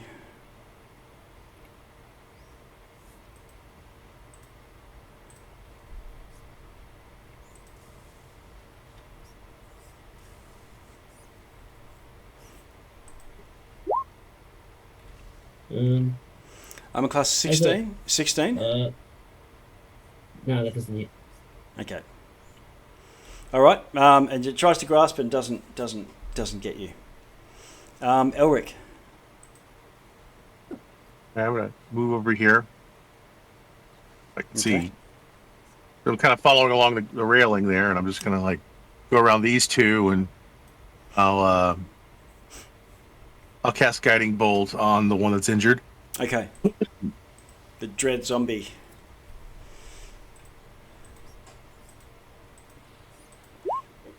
$19 Hits. for 15 radiant damage. Ooh, okay. Oh, okay.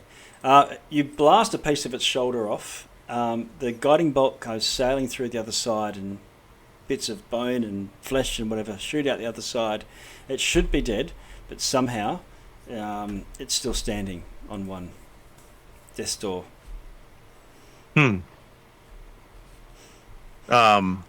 I'm going to use my bonus action to tell my mammoth to come guard the door. Okay.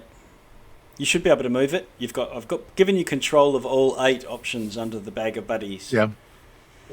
Okay. So you should see 8 animals in your journal. Alrighty. I do. Okay, and it's where are you? Oh, I don't suppose he can get through the door, can he? No. Okay. Binius. Where are you, Binius? Oh, there you are, next to Felwyn down the bottom there. Looking over the edge, you can see what's going on. The dread zombie looks like it should be dead. It's just still standing somehow. And the ethereal one is how damaged are we talking? It does. It's nothing's happened to it yet. Nothing's happened to it. So Beans just one. He did wonders off the scaffolding with his. I think it's a silver weapon, adamantine. He draws his long sword and goes in for a stab. See what it does. Okay. Like a slice. You'll have to run. You're 20 feet above it from where you are right now. Oh, wait. So it's not like it's hovering down. Yeah, it's down on Cortan. You'll have to sort of go all the way around past Noida. Can he jump down? Errol Flynn style? Yeah. Yeah, kind of then actually... It's not quite 20 feet, because it's probably 15, realistically, from here. And there's some debris piled up against the side. Maybe a 10-foot drop. Chance of twisting an ankle or something. We take those. He, scales. Alright. Yeah, alright, awesome. Can you do a acrobatics for me? See how he goes sticky in the landing. Yikes. Oh! Okay, you see Binius. Errol Flynn puts a hand on the rail. Yay! He's got his longsword in one hand. And then you hear as he falls into a bunch of crates, and your foot goes straight through. And you sort of twist a little bit. Let's see. You take 6 damage from the fall. And then he sort of stands up, dusts himself off. Did you want to still use this longsword? Yeah. Yeah, go for it. What on? The one that should be dead. Yeah, okay. Scroll. 2 hits. Oh, 7. No, it misses. Anything else, Binius? I pictured Binius was like on the edge, like trying to psych himself up to jump down, and then Elric's just like, yeah, I was actually like, okay, this is risky. I don't usually do this. I'm more of a spellcaster. And Like, he's like, you know what? Nah, he's bonus action.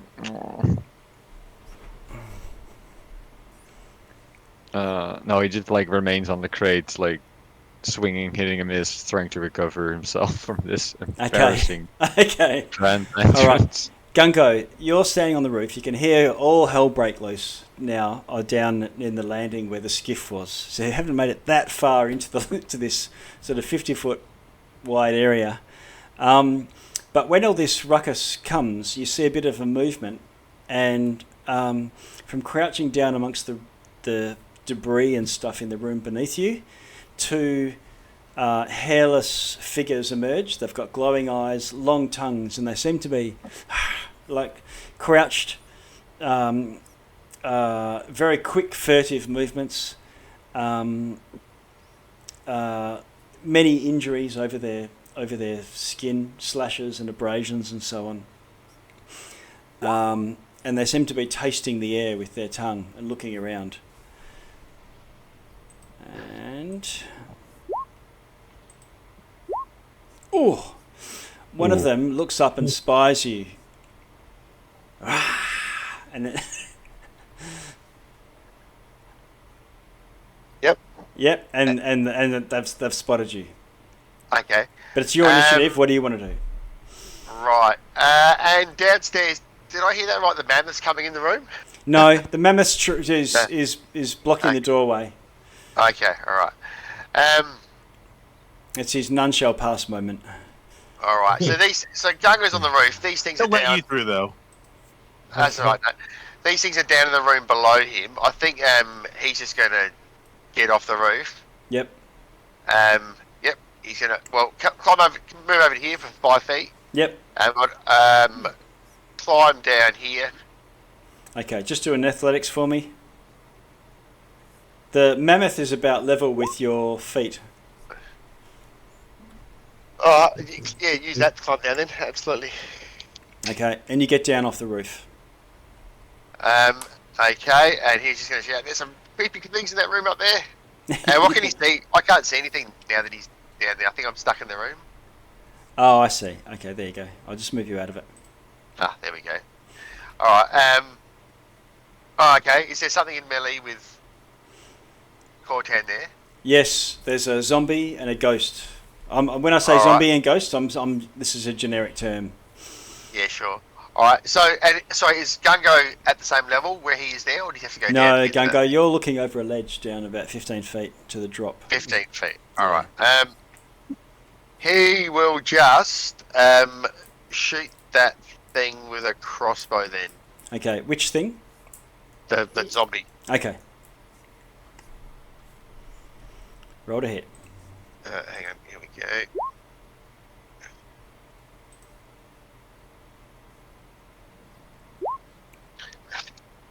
This. And then bonus action, he will cunning action dash and move over to here, I guess. Over here near where Felwyn is. Oh yeah, so you run along the balcony. Yep. Okay.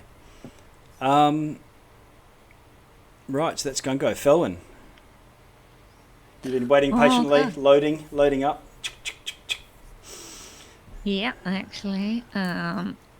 Is the stairs near Noida? Would I be able to get near 1, 2, 3, that 4, spirit? 5, 6. Is that on the same level? No, it's 15 feet down. not within melee range.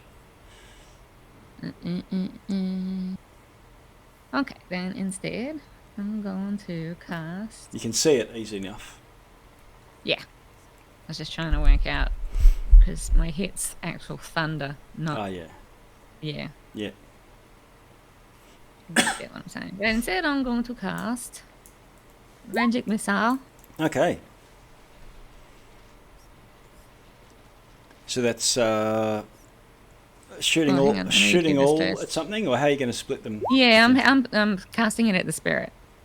Okay. All right. And you do 5 force damage, and there are 3 missiles. Yeah. All right.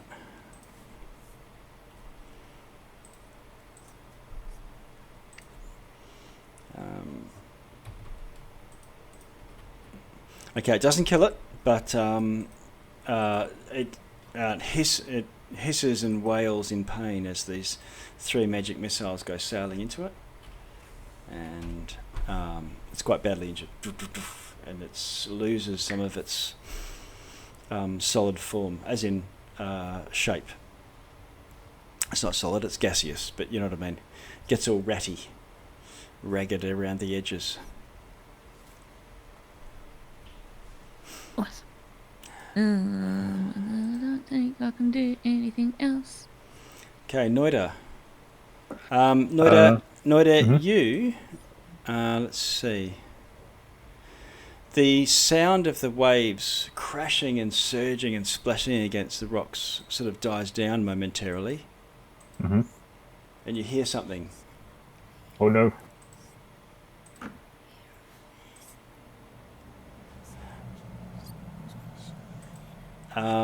No one else hears this. Mm-hmm. Okay. Let's see. Yep. And you hear it again. You hear this again. And can you do a wisdom saving throw? You are. Yeah, you're close enough to Cortan to get the benefit. Oh. Okay, sorry, it keeps rolling. I don't know why. That's Something okay. happened. You're going crazy. You're crazy. Crazy. I don't know what's happening. It's not stopping. All right. Take that. Noida. No, I'm gonna reload the D&D Beyond because I don't know what happened. But... That's okay. We'll take the first one. I'm happy with the 3. Yeah. You're happy with it. Are you? Okay, so it's the voices. They make me do it. Cortan, you hear a cry out in pain and look around. Noida's eyes are rolled back in his head and they're bleeding now. And he just looks completely slack-jawed and unsteady on his feet. He doesn't fall over, luckily. He's right at the top of the stairs. There's a bit of a... where does the guy fall down the stairs? The priest at the end of The Exorcist. But he doesn't fall down the stairs. He's still standing but shaky on his feet. And... Noida, you Some damage? Yeah, here it comes. 15. Ooh. Psychic.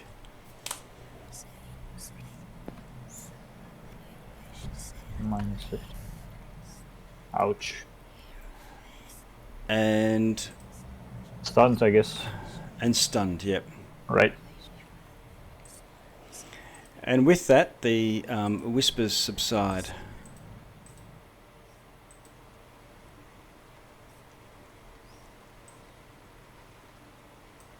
That was... Yeah, okay, yep. Now, end of your turn. Can you roll another save for me? Wisdom. Yep. You got Cortan's bonus still. That's good. 19 then. Okay, all right. You spend your turn stunned, but recover at the end of your round. Nice. Cortan. You're still grappled. This time hits armor class 22. Can I use a reaction? Yeah, sure. We'll use my Cosmic Omen. Okay. What's your armor class, Cortan? 17. Maybe not. Okay. That was a 22, right? Yep. All right, that'd have to be a really good roll. So Okay. Not for today. Not for now. not with this one, but Okay. I rolled earlier and I'm on woe for my cosmic omen Yeah. today. Okay. So And that gives somebody else minus to hit by a certain dice. Yeah. Okay. yeah, All right. So this thing touches you. Does 9 necrotic damage, Cortan, and you need to do a Constitution saving throw as you feel your life drained. It just grasps you, and it's cold, but it's cold, but it's not. Okay. 22. I save. Okay. Yay. No problem. Nice. And All right. where was that 9? 9. Yeah, 9 damage. Okay. And the dread zombie. Now it grappled you. This time it Bit me. tries to hit, and it comes to bite you, and it's like got you. You know, you're basically in this embrace of a dread zombie, and it's chewing at you, but somehow its teeth are just biting on metal, and you can hear teeth snap, and it doesn't hit. Ugh. All right, good. Metal armor. There you go, Cortan. I'm gonna hit the zombie. All right.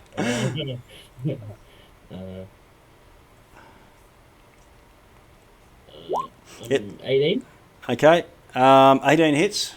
And this zombie's barely alive from memory, right? Yes. Trauma. This is going to destroy it anyway, so it is 10. Okay. 10 damage. Let's Yes. see. Oh, okay. It you smash its pelvis and boom goes flying out. Somehow it's still standing and completely ignoring this damage. It's on 1 still. This is Now, zombie. now that you're figuring this out and you're trading blows with zombies, you're realizing that for these zombies you probably need to hit them in the head. If you wanted to take a -5 to hit, then it's automatically a critical hit. If I get it. Alright. Let me just... This is not a Monster Manual zombie, it's a...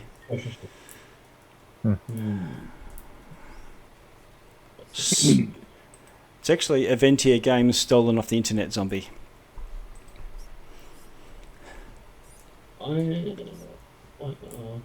know if I should use it this early. No, I'm not gonna. You got a second alright. attack? You got a second attack? Yeah, no, I was thinking about giving something that was giving me advantage, but I'm not going to do that. Yeah, okay. This is a Yeah, I'm sailor. sorry. This is Steve. Sorry, Steve. I'm going to take back your head in. Are you taking the -5? Well, I don't really have a choice. To be Okay, honest, okay. yes. But yes, let's just see how we go. No, it's terrible. But I'm going to use a luck point, Okay. Mm-hmm. and hopefully this pays off. 24 minus 5, Oh, so that's 19. just 24. Oh, the luck gives you a reroll, does it? Oh, yeah. Yeah, great. Okay, so you hit, automatically crit.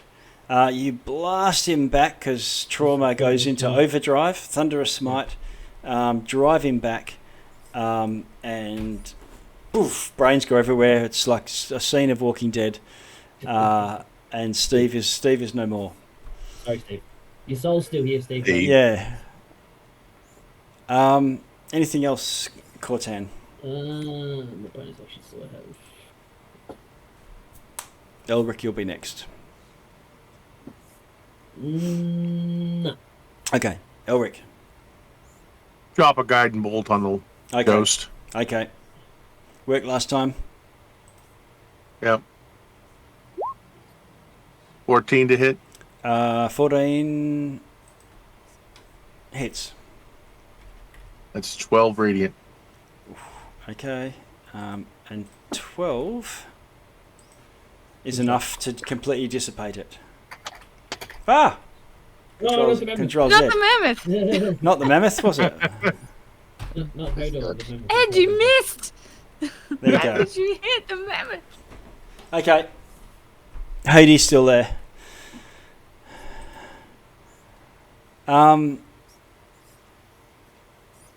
Okay. The window. Let's see. Binius, what are you going to do? We're still on initiative, or I told you those things were creepy. You can hear a huge commotion, like something sprinting at full speed somewhere in the storeroom.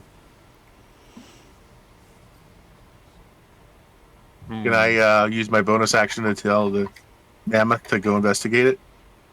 Well, no, that's storeroom. He Never mind, can't. he can't No. get through there. Yeah. Mine.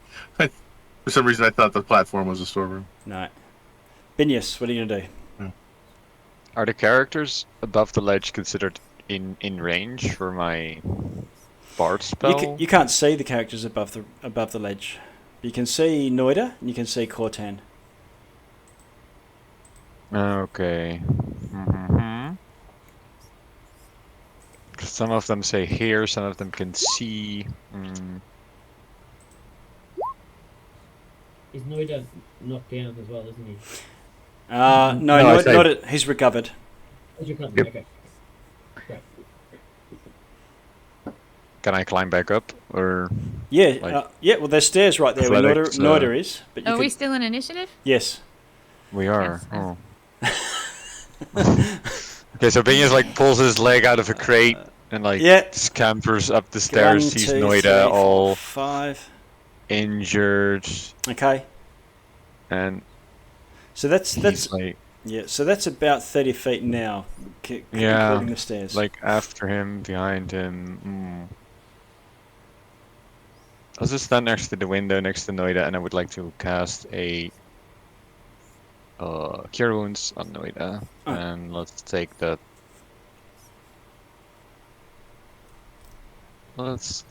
second level. Oh, nice. Okay. Roll your healing. Ooh, nice. Okay. Two. And healing to Noida. And if I am correct, now they can see me, right, on the ledge? Yes. We could always see you because we could look down. Yeah. Bonus action, Mantle of Inspiration. So I'll use one of these, and I'll put this in the chat. And I would like to give temporary hit points and an instant movement to One sec. I don't need temporary hit points because I have No, my you own. already have them. Yeah.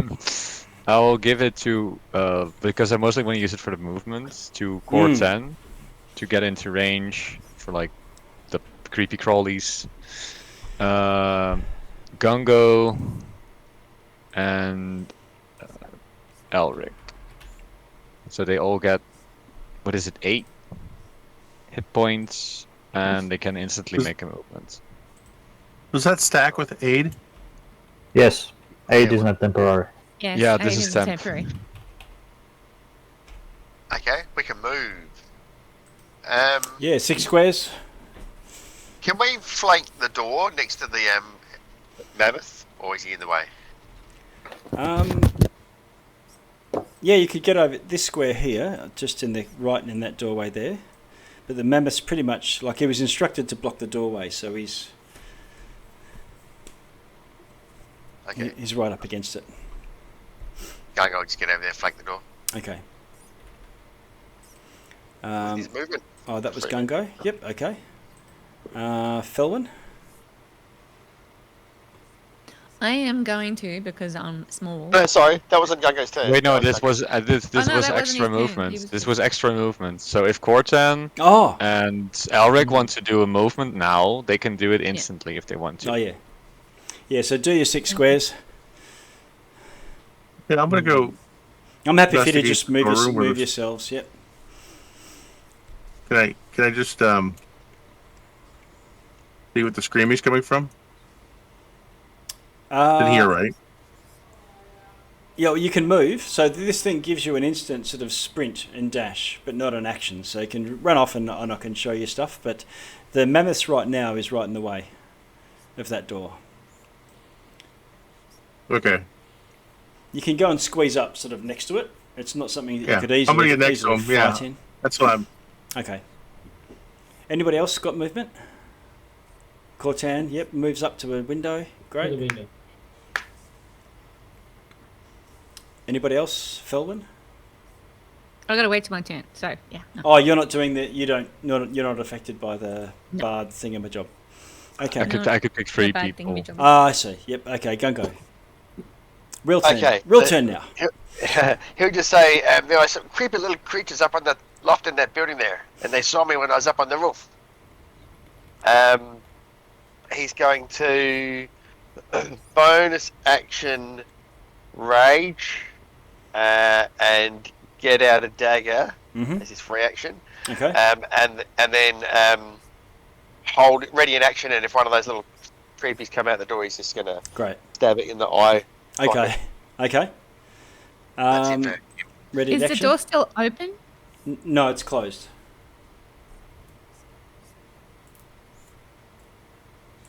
Okay, sorry.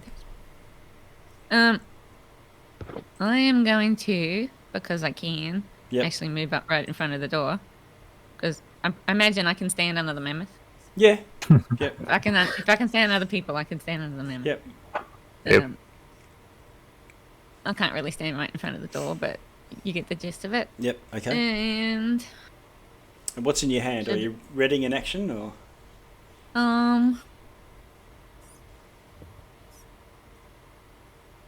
I am going to go invisible. Ooh. Okay. Cool. All right. Noida. Are the whisper coming back? Whispers? No. Plural. No. Okay. And second question: can I see those things through the window, or is it different level? You can see one of them, and it's just One. you see do the Spider-Man jump and then land, Mhm. and land amongst all this debris and stuff, and then sort of get up and then go and spin around looking at the windows and the doors. All right. So okay, classic XCOM entry. So Okay. I'm gonna firebolt one, Okay. Now the one that I can see. that window's closed, Okay. so you don't have a straight line clear for, Yes. for spells that Can I travel use in the- like an object interaction to smash the window? Yeah, you Just, can. know, Yeah, sure. poke it with something. Yep. Okay. I'll get closer. Poke it like in. You wrap around your elbow and then shoot your. Mhm. What is it? With a finger gun. I don't have camera on. You can't see me, but I'm doing finger gun as I Okay. aim for the window. Okay. All right. We got you surrounded. Come out. Yeah. Well, there we go. 18 to hit. Hits. It's one of the red ones that you can see. Okay, and that's 9 fire damage. Ooh. Okay. Let's see. And I'll show you what you see in the chat. nice. Yeah, so seeing that, I think I'm gonna use the rest of my movement to fall back, bravely reposition myself Okay. down here. 9 fire damage. Okay. All right. And then they go. I'll just put a bar on there for the one that's injured. Can you see a bar from where you are, or some of you? Yeah. Okay. Yeah. All right. So this one goes sprinting at. I think Benius, you can see through this window. In Cortan, you got a grimy window you haven't cleaned off yet, but you're over there. This one goes sprinting at the door and then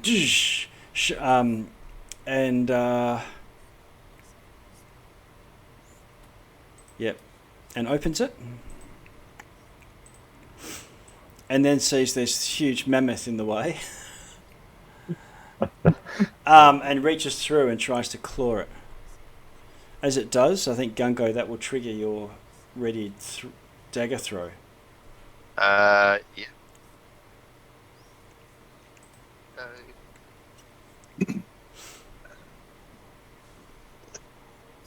The mammoths have the 13 armor class. Mm. One. Ooh. Straight against the door frame. Bing. Oh, okay. And it goes and tries to...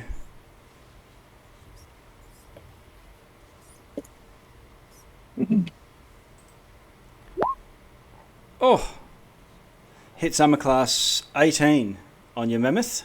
Yep. Your mammoth has to do a Constitution saving throw. Oh, I think he'll do fine. Let's see. You never know. 23. 23. Okay, all right. Yeah, you should have control of your mammoth's hit points. I do. Okay, all right. So it should take 7 damage. 7. Yep. Actually, And poor guy. another one jumps down and goes racing over to this. Let's see. I better roll because I can see that the thing's blocked. Okay, it goes racing over to Cortan, to your window, and goes smashing straight through it. Picks itself up, 1, 2, 3, and spins around on you.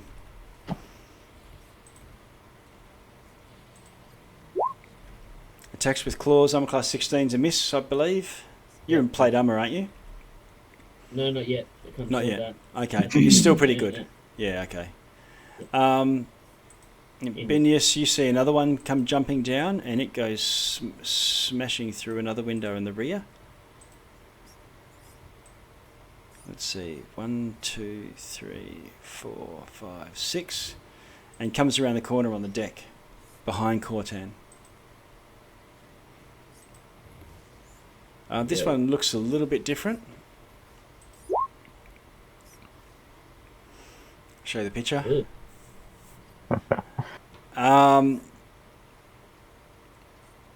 Let's see.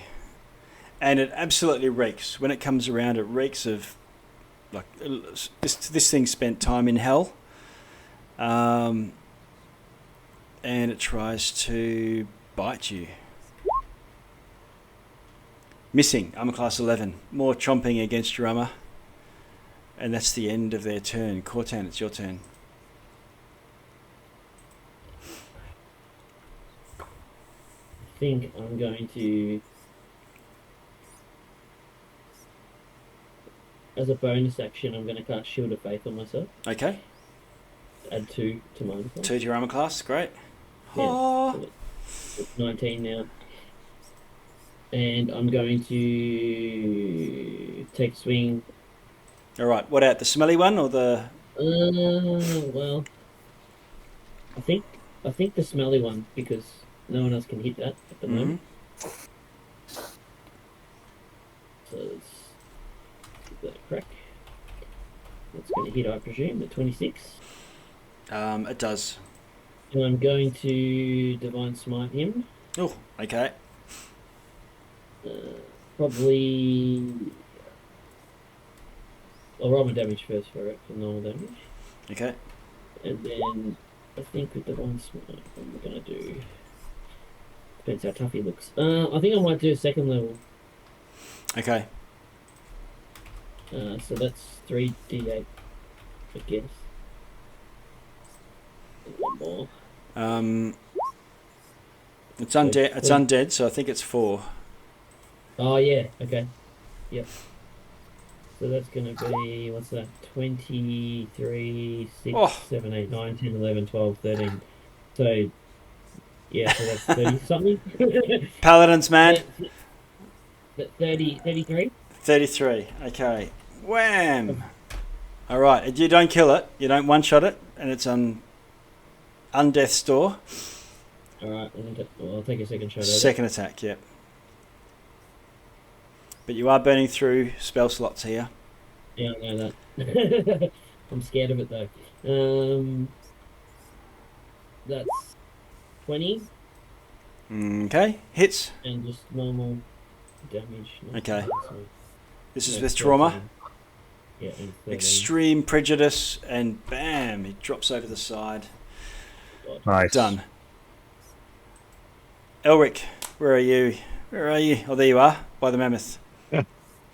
I want to try something. Okay. I want to try to cast Thorn Whip on this guy who's in the doorway. Okay. Pull him through the door, and I want my mammoth to stomp on him. Okay. Combo. Very All good. right. You need to get into the WWE. I'm kind of in the way. Well, the door's you're kind of to the left of the door, right? Invisible. Only because I couldn't put myself right in the doorway. Yeah. Well, she's invisible, Alright, so standing- you won't. yeah. Elric, you wouldn't know, but so you can I try. saw her go try- invisible, didn't I? Yeah. So no, she's there invisible, but it looks clear. Okay. I'm still gonna try it. Yeah, try it. Roll to hit. You could probably pull him over me. Everybody just goes over the top of me. Yeah. I'll just duck you. Is It's that actually 13 more hit? better because he's gonna trip over you as Is he's that- getting pulled. Is that an armor class 13? Yeah. Okay, you hit. What happens then? All right. Does 7 piercing damage and pulls him 10 feet through the door Okay. Now let's have a look. towards You- me. 7 piercing damage, magical. You pull him through the door, and he gets hauled over an invisible thing. You're small, Felwyn, Yep, sir. I'm just like, so duck. he sort of stumbles, and you pull him across. His legs hit Felwyn, and he stumbles flat on the ground in front of you, prone. Nice. And now the mammoth is gonna stomp on his head. Okay, all right. Was 15 hit? 15 hits. All right. 34 blood Okay, damage. you mash him. You make ghoul jam. Yeah. Stumpy. I like fist bump his trunk. Okay. All right. So there we go. Elric's Revenge. seen to one of them. Smush. Amazing. Benyus. There's a ghoul of some sort. A dread ghoul, dread ghast or something, directly 5 feet away from you on the landing. Still fighting Cortan. Is it engaged with Corsan? It is. Oh yeah. Yeah, it's trying to Okay. bite his face off. Mm-hmm. What do you want to do? I'll use my breath attack, Oh, okay. and I leveled, so let me check it out. Does that mean it goes No, further not into bad, not Cortan? bad. It doesn't go further, right? It's a... I screwed this up. 10 feet? It is 10 feet. 30, right? A 30 feet line. Hold up. No. He has armor and I have acid breath. I don't want to ruin his. Don't hang on me. No. College of Glamour. I will not ruin someone's clothes. Okay. Now let me just change that. 'Cause Okay. that will absolutely go through. I'll just cast a thunder wave starting from me, so the cube level. Oh yeah. So that'll go Which- 3 squares out, including you. That's okay. You can include Yeah, you or not, yeah. in that. So I'll use a third level. Okay. It tries to do a saving throw. What did we see? I'm looking on the spell here. DC. Dex. Okay.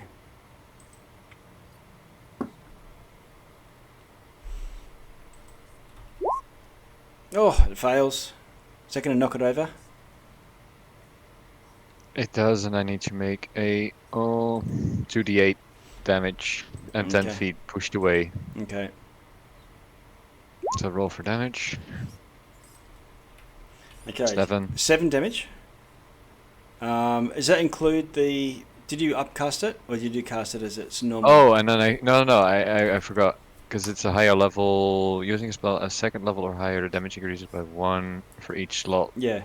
So they get 2, right? 2 more. Yep. Or An extra 2d8s. I'll just roll it again. Ooh, where is it? Adding this, Okay. total of All right. 13. Boom. Now push further away. In addition, unsecured objects. Set your save. Failed save, and it's pushed. Okay, so it's not actually knocked down. It's just pushed away. So with Cortan there, they're both medium creatures. It's sort of, it's in the mosh pit, so it doesn't really go anywhere. A little bit different when it's a invisible felon. But he's taken the damage of the thunder. And I think that's it, Benius. Gungo? Okay, so this thing that's inside the door still can't get out because of the mammoth, right? He just got whipped, pulled through under the mammoth, and the mammoth killed it by stomping on it. Oh, okay. So Gungo will he can get through the door then? Yeah. Yep. Right? Yep. Okay, he'll get in there. All right, you're in the room, and you can see debris everywhere. Okay, and there's something over there. Can I see that thing? Right, is that outside that thing? It's That's outside, right. but it's smashed through the window though, so you can see it from there if you want to throw a dagger, or if you've got enough movement to get to it. Yeah, he would. He'd get to it. Okay. Get out his rapier and Okay. stab it through the window. Ha ha! You're like a sniper with a rapier. All right, roll to hit. He'll do it recklessly. Okay. So I'll do it again. 17. Okay, that hits. So 13 damage. Okay, you do the full damage, and let's see. Oh, yep. All right, and stab it. This rapier goes straight through, and it drops, dead. Okay. And just in case, with his bonus action, he'll cunning action hide. Okay. That's it for him. Right. And with that, we drop out of initiative. Can I suggest a 10-minute break? Good idea. 10:40. Just before we do, Yeah. so were those things that we just fought then, were those the things that Gungo saw up in the roof in the loft? Yeah. They were. Okay, Yeah. cool. Yeah. So Yeah. they must have seen you, heard the ruckus, and then raced as fast as they could. You would find that moving around in here is actually quite slow because there's so much stuff in the way. It's actually difficult going, depending on the nature of you. But yeah, okay. Well, let's coffee break. 10 minutes. No worries. Before the break, in character, Noida would say, "Can I suggest a 10-minute break? I would like to cast a prayer of healing if anyone would like to All right. get some hit points." So the party gathers around. Noida sings a couple of psalms for you, and prayer of Maybe healing. take a short rest. Yes. Okay. Yeah, So everyone the mammoth except for the mammoth gets plus 19 HP. Okay. Lovely. Nice. All right. Back in 10. Yeah. Thanks. Summer. Okay. I made a coffee. It got here, sat down, and then it was in the kitchen still. So now dash back. All right. So you've made it to the Lamenting Lighthouse. I'll call it that. People don't exactly. They lament arriving. They regret arriving. You've made it here. You've lost your two porters, sailors that rowed the boat. Torn asunder, body and spirit. Defeated the two halves that then initially attacked each other and then came to attack you once battle was joined. And what looks like a dwarf, a human and an elf in some sort of undead form come racing out of this storeroom and attacked you all, and you've also put them down. You've intermittently can hear this sort of whispering babble of madness that comes and goes. I think, Noida, you've now gathered around everyone in the storeroom. Let's see, where are we? I'll just bring the storeroom up. And sung a song of rest. Mm-hmm. For everyone except the mammoth. Yeah. Unless he can still hear the song and benefit from it. She, from Oh, he outside, can. outside the storeroom. Okay. Let's see, before we move on. The storehouse itself, you've had a chance, you've had 10 minutes. I think it's about 10 minutes, the song of... not Song of Rest, Prayer of Healing, wasn't it? All manner of supplies, tools, materials, furniture strewn around this double-storey room. Shelves have been knocked over, crates broken open, paint, like that's that black pitch, tar. Faint blurs of light streaking through the grimy windows, now smashed. A door leads to another room on one side, so there is another door. I think you might be able to see that there. Yeah, up in the corner. Yep, over in the corner. But the two of the three windows are smashed. And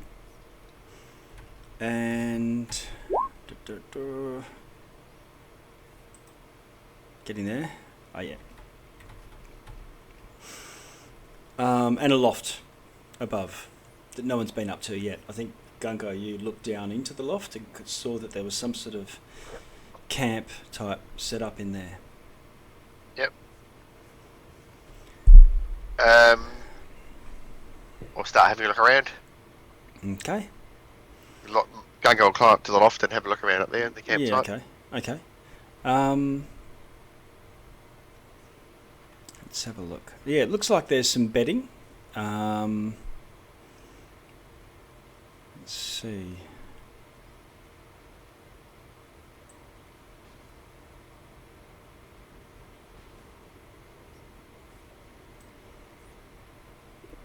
You find some scraps of a diary that's been... let's see. It looks like it's been written and scribed by one of the workers to maintain the lighthouse.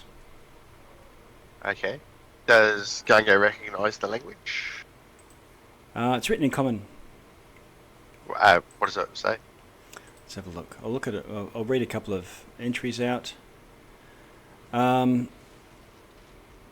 First Keeper Alia, it's referring to, is having written it. Let's see. They're not all in right order because it's been torn up by the ghouls and things, so there's scatters of things. Well, I'll be screwed. What a seagull shit-for-brains sea slug of a captain. Crashes their ship into a bloody lighthouse. Urgh! I don't know how that's spelt. Thinkers out there now with Marcella, rigging a scaffold to check and stabilise the lighthouse. The outhouse and the bridge have been completely destroyed. No survivors on the ship from what I can tell. And then another bloody hell curse. There's another... Any date?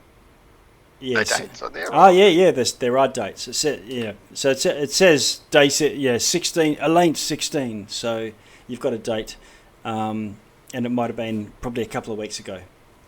Okay. Right. Or less than 2 weeks ago. And then there's another one about 4 days prior to that. Had to stop Marcella's grog for a week. That girl is a lot less steady than I had reason to hope for. She thinks she saw someone, an old woman or something, peeking through the window when she used the outhouse. The outhouse is the building that was completely smashed in half that was hanging over the side. She came running in, screaming like a banshee. If there's two things I don't need, it's fuel for thinkers sea tail yarn spinning, and an interruption to my sleep. Let's see.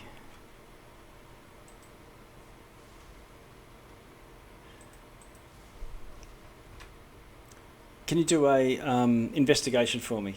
Or whoever wants to be the investigator, chief investigator. Who's got the? Yeah, Jungle will call someone else up for that. Who's got I the? got my 7. Okay. Well, it looks like you get out the droopy pipe, and you can roll with advantage. I got a magnifying glass. Oh yeah, even better. Magnifying glass, drooping pipe, deer Let's have a stalker look. hat. I will cast guidance on her investigation. Oh, I got nice. 21 anyway. Okay. Oh, nice. Okay. Not necessary. In that case, you do find a couple more snippets. They're a bit wet and scrumpled, but unfolding them and doing what you can to read. This one now is dated. I'm rather than giving you dates, which is almost irrelevant. I'll give them to you in. And I'm still invisible, so the pages are just being held up. Floating there. Yeah. So this is now 8 days after the pirate ship crashed into the lighthouse. Alia's gone outside. Never knew why she would. Last I saw of her was her screaming that poor Marcella's body was gone. Gone! What then, eh? What am I supposed to do? Go out there too? Nah, I know better than that. And that down there is not Alia anymore. No, not anymore. The sea zombies got them. Yeah. And there's one in between those two. Between Alia going and the pirate ship crashing, the crash. There's something out there. We hear it at night. I found Marcella out in her bunk by the kitchen table. She'd pissed herself, babbling like a baby, barely conscious. She looks stunned.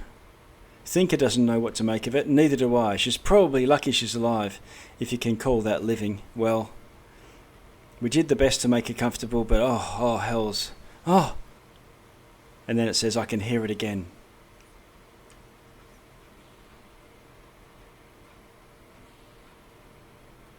That's all you find. Sorry, is that like a journal entry or something? Yeah, it looks like someone's journal entry, but it's been the journal's probably been torn apart by whatever ransacked this place. Okay. I'm having flashbacks from another life.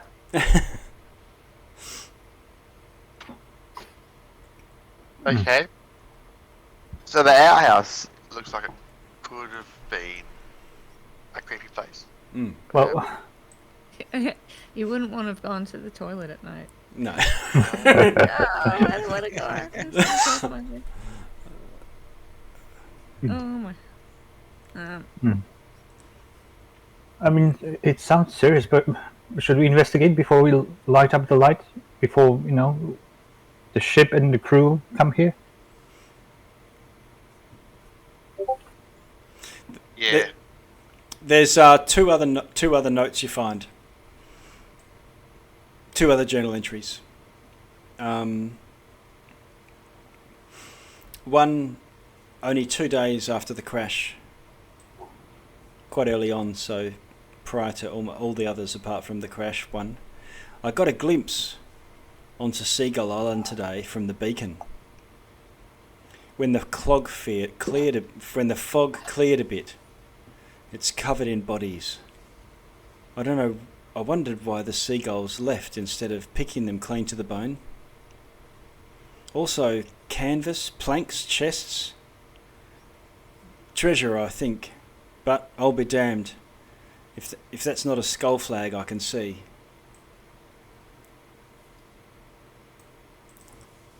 Thinker thinks it's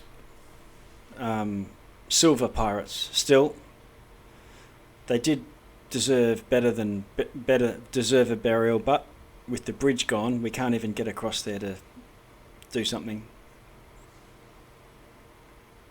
And the last one? is actually the most recent.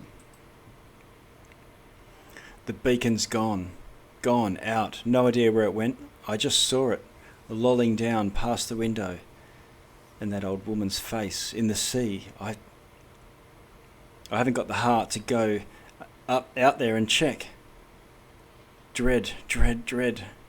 Poor lassie Marcella's still beckoning me up there. Nah, I'll make my stand here in the storehouse. And then there's like a screw you, Umberlee. In last note of defiance.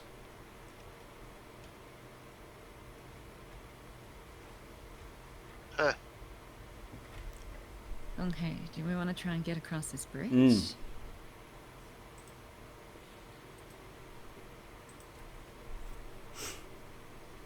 Check out the other.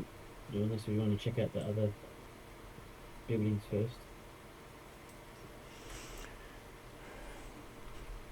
Yeah. Well, even to the storehouse, there's Another door. there's another door in there. Yeah. Go listen to that. Oh, well, hang on. Did we finish checking out the storehouse? That was just what we found upstairs, wasn't it? That's what you found Yeah. there. Yeah. Can I search around just the floor area? Because I think you just did the loft, right? Yep. Yeah. Yeah. Okay. Can we do an investigation or? What Yeah, can do an we investigation. Yeah. What'd you get? One. 8. Natural 1. Oh. So I got an Okay. 8. Okay. I can't see my own hands.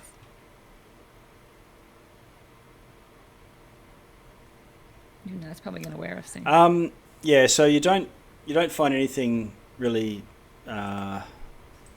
material new. Although up in I think Gunko, when you go up to that attic, you do find there's enough. It's not fresh food, but it's not off or anything. It's not spoiled. It's dry rations of some sort. It's probably actually about 10 days worth. So whoever's held up here had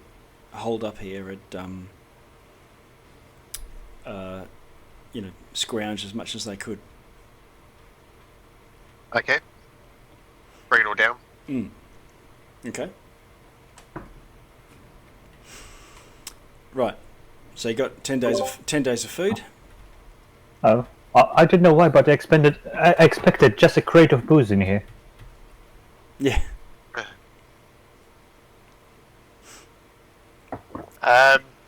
Okay. Well, if we finish searching, shall we check out that door? Yep. Yeah. Yep. Yeah. A quick question. The note said that the beacon was taken. Yes. My The English. It said the light descended down from the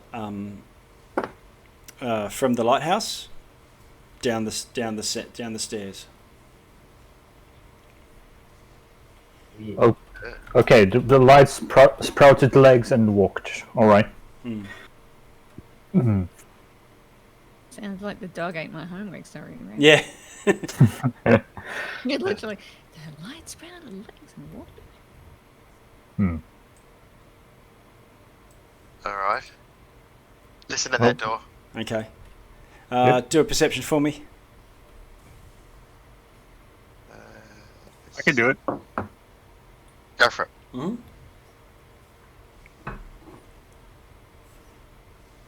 Perception coming up. 23. Okay. Nice. You can. Let's see.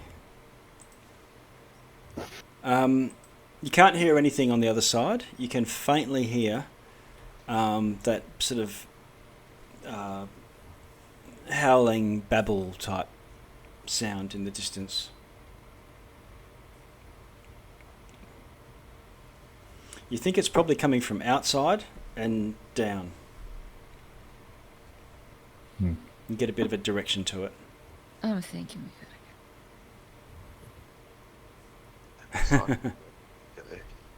we In the water.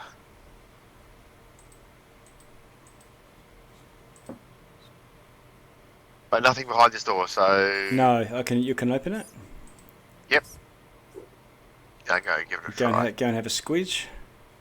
Where is he? There Yep. he is. And again, there's a whole bunch of stuff here. And here there's a staircase that goes up to that loft area. So, the loft only covers half of the room, and you sort of climbed up. This goes up to a hatch, like a trapdoor type thing. Search around in this area. Okay. Do you want to do another investigation? Oh. You're going to get Felwyn onto it? Yep, I'll call one of the Investigators? finders. Scully! Investigate. Okay, What do you make here of I this? go. Let me peek. See if I do a better roll. You got the Scully hair colour going. Just slightly curly and I'm a bit Yeah, a bit shorter. She's a bit short. Okay, what did you get, sorry? 21. Oh, nice one. Okay. Nice. You find more journal articles. I don't know if that's a good thing. It's lonely in a lighthouse. He was a prolific writer. Yeah. Let's have a look. Okay, so the two more that predate the crash, probably from a month prior, or a couple of weeks prior to the crash. Beginning of a new rotation on the Lighthouse. Funny how all our names end in A. Alia, Thinker, Marcella. Solid crew. Marcella's first posting, but she seems a decent enough sort. And Tinker's an old hand. We've got provisions for 3 months stockpiled. May Umbelay go for someone else. And the second one, this is a day before the crash. Marcella noticed the strangest thing today during her night watch. The seagulls. They all left their island. Marcella says that they took off in a right old mess, squawking and yammering at each other. It must have been bedlam over there on the island. Hearing her tell it, well, I won't miss those bastards. Still, strange. This is the day before the crash. Seagulls all left.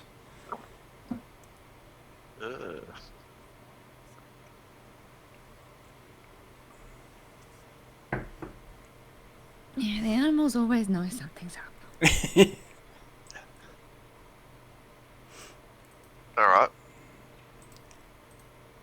But otherwise, And otherwise empty. And there's, I think, another window and a door that would lead outside on here as well.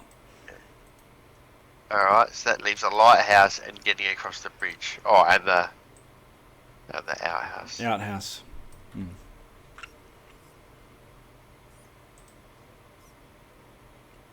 Wasn't the outhouse destroyed? So Yeah. you can see half. You can see half of it. It's just the other okay. half is exposed to the elements. That's what that smell is. It's a outhouse. Bad half was taken off. It's a toilet with a fabulous view.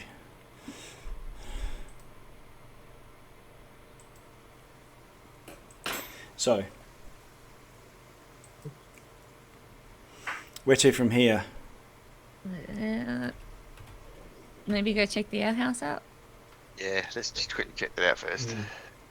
Okay. Do you want me to just grab you all and? Yeah. Sure. Okay.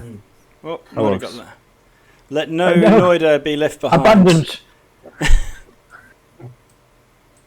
Another story of his father comes to mind. This Yeah. is just like my father and He got left at school after school. Yeah. he Yeah. was supposed to pick me up after prayer practice, but no. Yeah. After Sunday school. Okay. Let's see. Light. So you can see you're at the bridge heading over to the outhouse, wasn't it, that you were going to? That's right. Yeah, the mammoth will follow. Okay. He's like a little puppy. He's like, "Where you guys going?" Stumpy. You open the door to the outhouse. As expected, there's no ablutions available there anymore.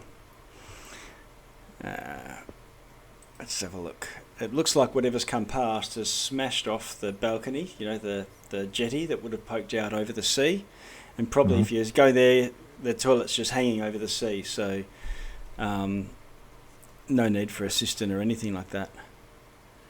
Let's see.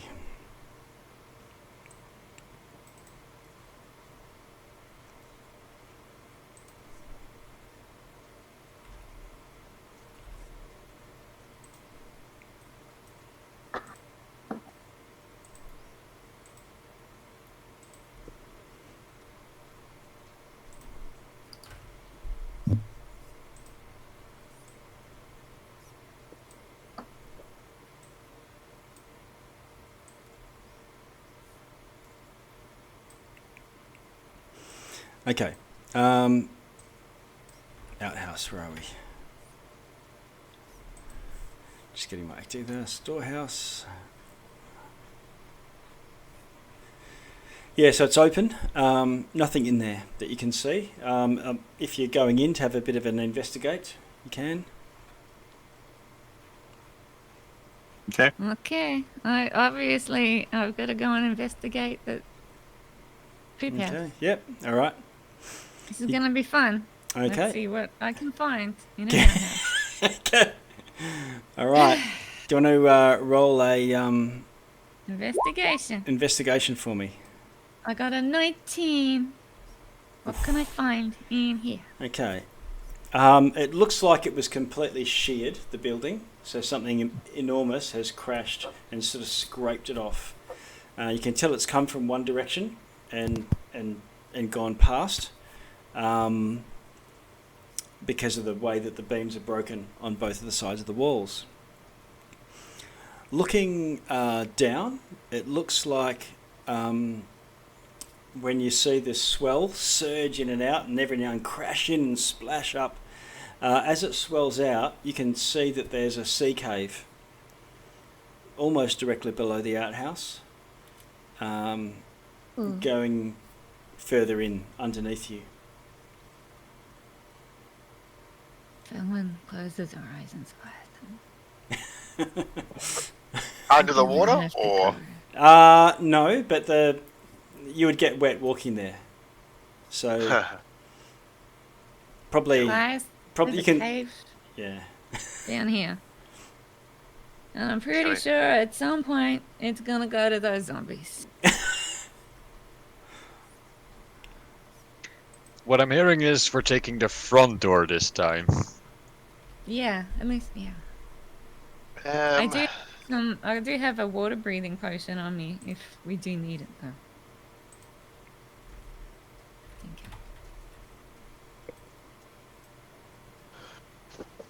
you. yeah. I'll pop I that. think it's a good option to keep in mind after we, jiggle the front door of the lighthouse itself. Mm. Fair enough. Hmm. Yeah, let's do that. Binyas, Elric, and Noida. While the three, Cortan, Gungo, and Felwyn are over at the lighthouse, it's still raining, but you don't hear it. Not again! And the three of you, and Stumpy hears it too. You hear this, and you all need to roll a wisdom saving throw. No Cortan nearby, I don't think, at this point. No, I was over with them. 3. 12. Oh, 13. 20. Oh. Okay. Oh, wait, the elephant does it too. Hold on. Yeah, do the elephant. Noida's failing. Binyas is failing. Elric's failing. Was it 20? Failing? No, Elric, you rolled 20, did you? 20's fine. Yeah. Yeah. It's just like, damn, if that's failing, we're screwed.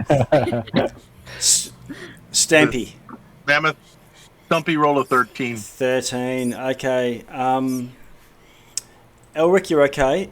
Well, not okay, but you don't not stunned. Everybody else takes 12 damage Ooh. and is stunned for a round. Right.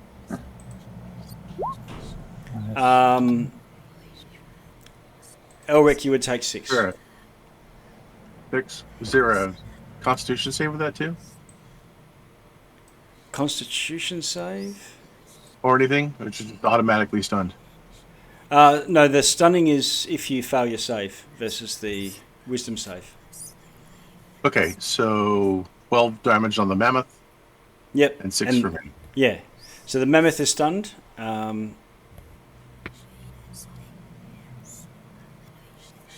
Okay. Felwyn, Gungo, Cortan, anything you want to do? Do we notice anything? Yes. You hear cries of pain, and you can see Elric clutching his ears and looking in sadness at poor Stumpy. And you can see the others are all just reeling, slack-jawed,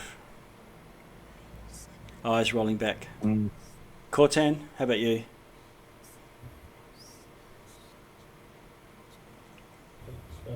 I walk over to them and I'm like, Yeah, I what's guess we're gonna going go over on? it. Like, Yeah. how can I help?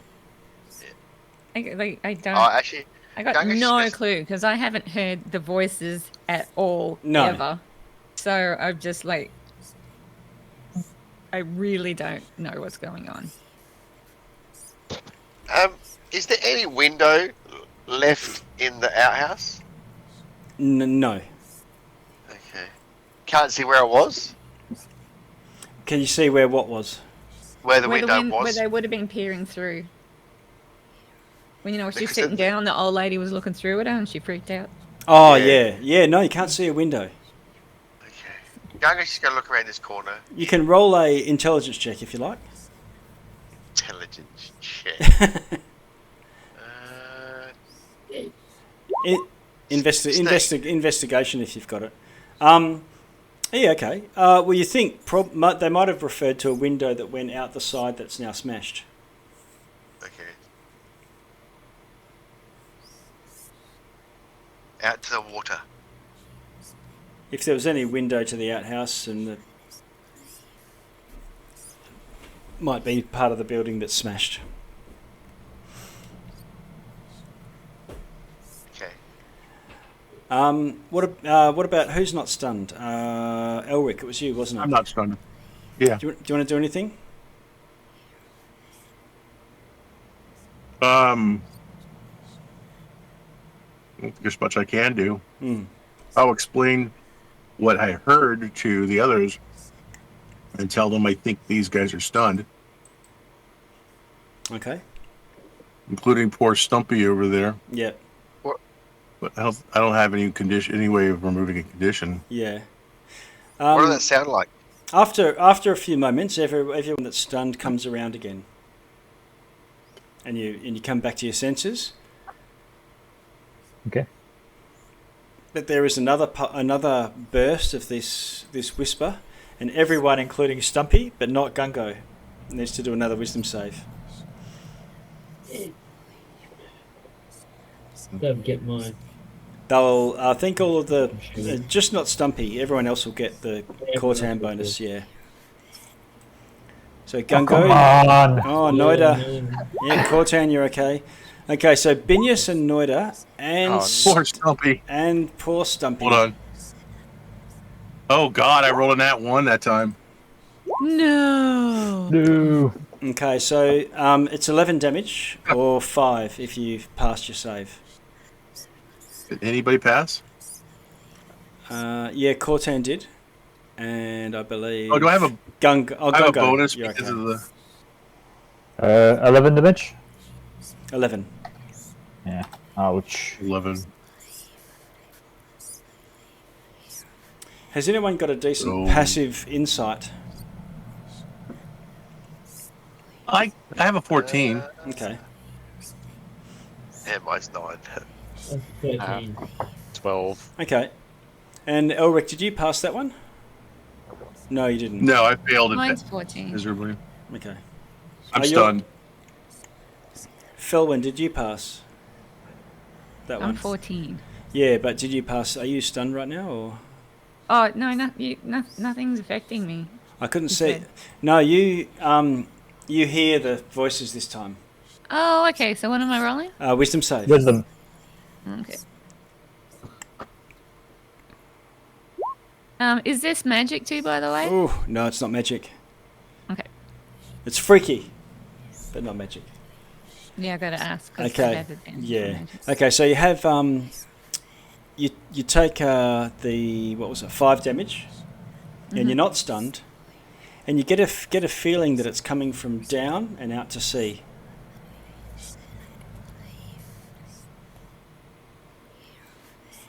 In the cave. Okay, I think we gotta get this taken care of before anything, because if Yeah. we don't, people are gonna keep getting hurt.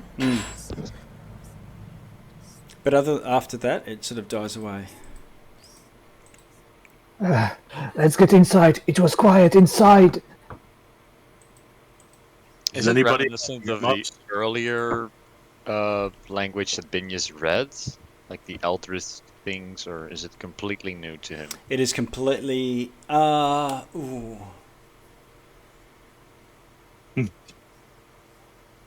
Okay, can you roll a? I think this would be. Yeah, this would be insight again as well. It's not really knowledge, so it's not intelligence. Okay. Yeah. How'd you go? Yeah, nice. It's a 19. Okay, it's not so much associated with the Qualith stuff from the Illithids. This is more like some sort of far realm speech.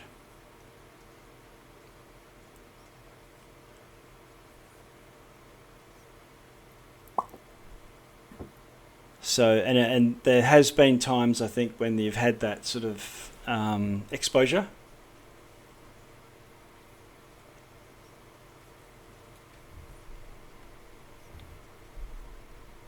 And you've heard of creatures, of history, of stories of people losing their mind to learning too much of the far realm, which is, mortal minds just can't survive it, can't conceive of it.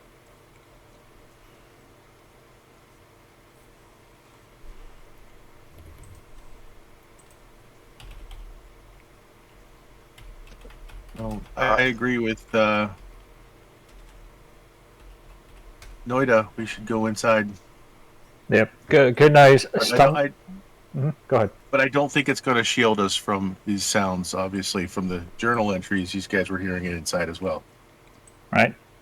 And if we want to be able to make this place inhabitable, we'll have to take care of this thing. Still stumbling, I think Noid is freaked out at this point, so he would try to get away from the sea. And can I try to open this door? Which door? Oh, the door to... Yeah, sure. Yeah. Okay. And you open it up? and just walk straight in. Okay. To pretend to even be scared. Okay. All right. The whole floor is open, so it's this one room, the whole lighthouse. And again, it looks like it's been trashed. Somebody's been in here and completely smashed things, tipped things over. So much so that this would be considered difficult ground. 10 foot, 1 square.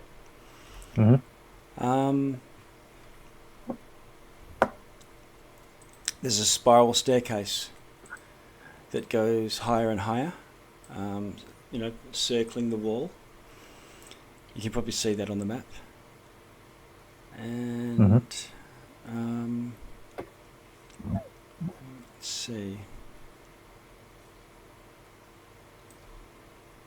Yeah, there's stone steps leading up 7 or 8 feet.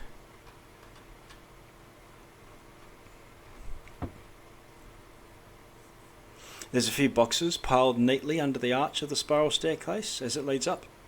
Broom, shovel. The floor is just covered in broken wood, torn sacks, patches of damp rotting flour. Mm-hmm. Okay. The flowers covering the floor, again, it makes it very easy to spot footprints. You can see a few footprints in the floor here. Mm-hmm. I guess for now he'll just sit down. Okay. Okay. Recover. Yeah.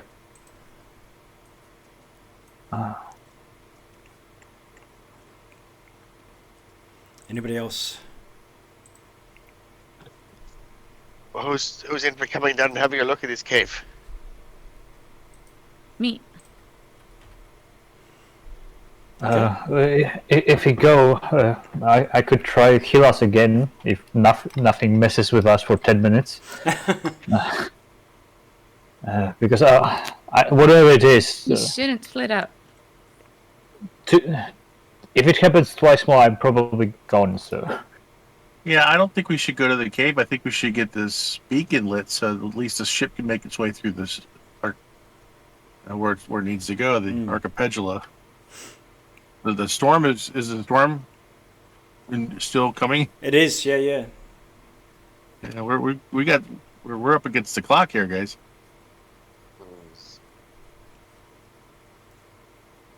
Okay. At least make a makeshift fire in the tower and then go investigate the whispering. But like Noida says, if it happens a couple more times, maybe we have to. But didn't the light come down from the top down here? the light is supposed to be gone, but it is writing over raving lunatics. So who knows? Maybe you're right then. I don't remember that part. Yeah, the light descended. We walked away.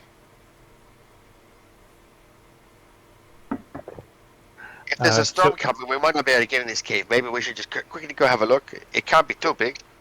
So how about this? Whoever's not feeling too good, we stay here at the bottom. Who's feeling up to the task could walk up all the way up to check if the light is there or not. Meanwhile, I will heal us up, and then we can go to the cave all together. Where's the cave? Beneath Just us, underneath the right outhouse. here. Can the mammoth make it down there? Oh my god. It probably Given how people used to hunt mammoths, it could probably it's like a 30-foot drop to the water, and onto rocks where there's surging swell coming in and out. It'd be like. Well, how is Gungo going to get down there? Just climb down the side? Probably tie a rope and Yeah. slide down. Well, remember that time we got that cow out of the tree? We could try it with the mammoth. there's a lighthouse. There's bound to be plenty of rope somewhere around. There's we carry rope. There's plenty of rope that you've already seen over in the storeroom. Elric's really having problems with leaving Stumpy behind. He's like, come on, we get him. How long is it going to last for? Dawn. But we'll come back. Or you still got to light the beacon. So Okay. maybe that's what I said. Stumpy Maybe can defend the area. Maybe we'll defeat whatever's down there that's holding the beacon, and it'll just magically rise back up to the top. Yes, but why don't we first check if the beacon is really gone? It could be still up there. It just How high is the lighthouse? That is interesting. It's tall. There's probably 3 stories where there's some arrow slits, and not arrow slits, but very small windows. So at least 3 stories before it starts to narrow, and then it shoots up quite tall, higher than that. I do have a side perspective. Let's have a look. Yeah, probably in total, maybe 80 feet. Okay.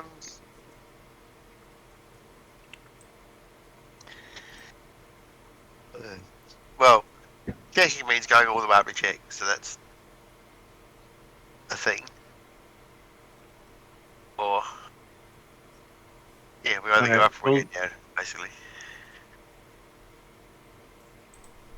Does anybody have Misty Step? Go to the top? That's 30 feet. That'll get you a third of the way. Oh. How hard does it look to climb? There's scaffolding going a third of the way up. Okay. In fact, hang on. Wasn't the scaffolding damaged? Like old and damaged? Oh yeah.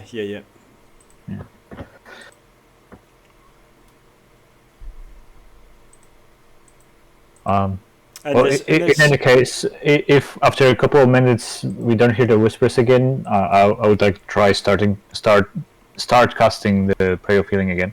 Okay. The whispering is completely gone, other than maybe an echo of it. But you think that might be a trick of your mind. Okay. Yeah. So that will take 10 minutes. Okay. All right. How about this? Before you cast your prayer, Gungo will climb up and have a look and see if it's still up there, and then that way, if he falls down, you'll be able to cast your prayer and heal him up. I mean, you have to be here when I finish the casting, so you got 10 minutes. Hurry up. Okay. All right. Gungo's going to try and climb up. Okay. All Climbing. I'll go climb with up. him. I'll follow him. Can you climb?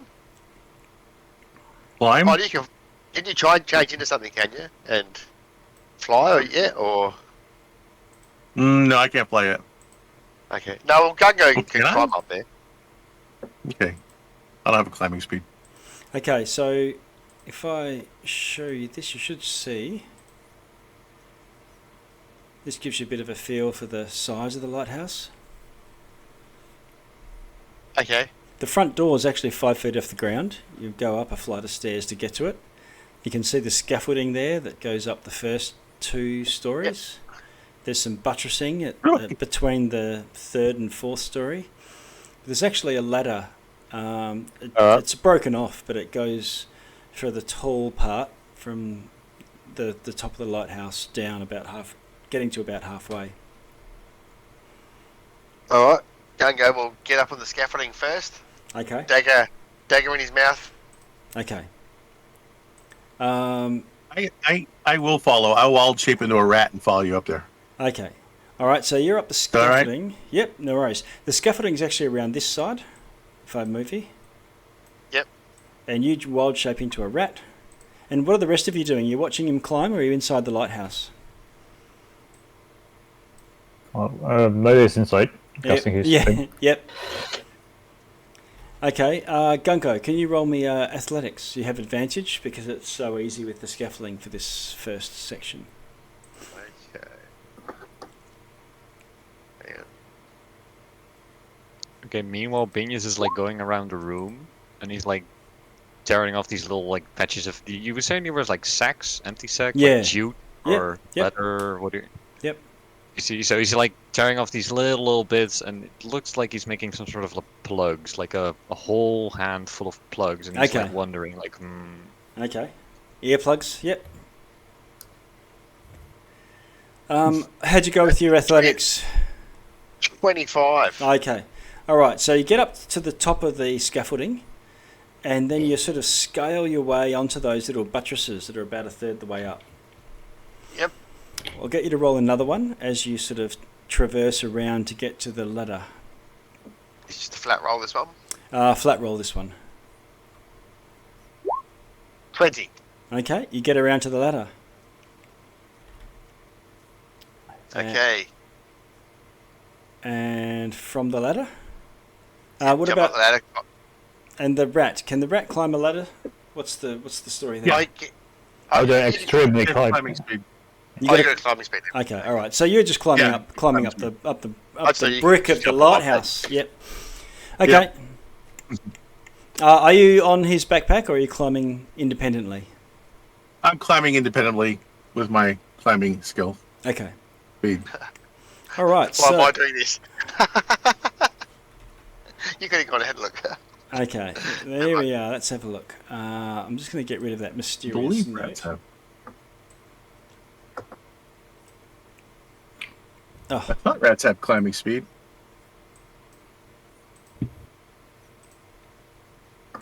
Let's have a look.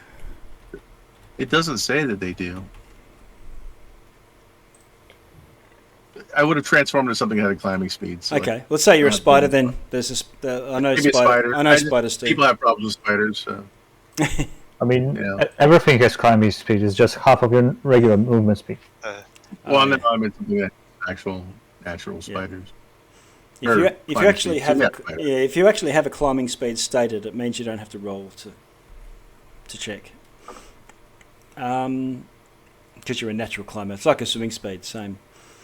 Okay. Crikey. Let's have a Yeah, it look. is. Yeah. I mean, a bear has a climbing speed. Does it? Little swines. I'll just be a bear. I'm kidding. Spider's fine. Spider's fine. Point is, I get to the top easily. Yep. Oh.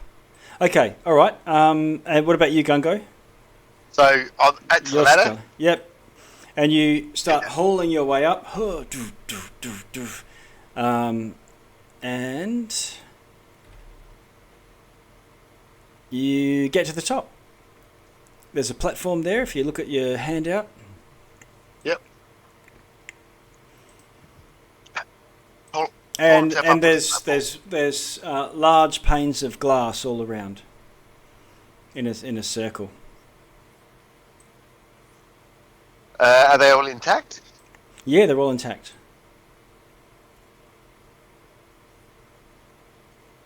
And go and have a look through one of them panes of glass. From this height, you can see Seagull Island, and it's covered in these large seagulls and corpses and a whole bunch of debris. Let's have a look. I'm getting there, getting to you.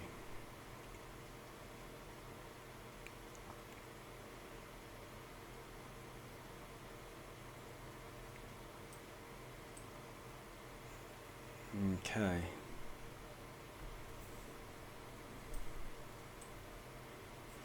All right. You see in through the glass this wispy black creature. Looks like it's made of smoke.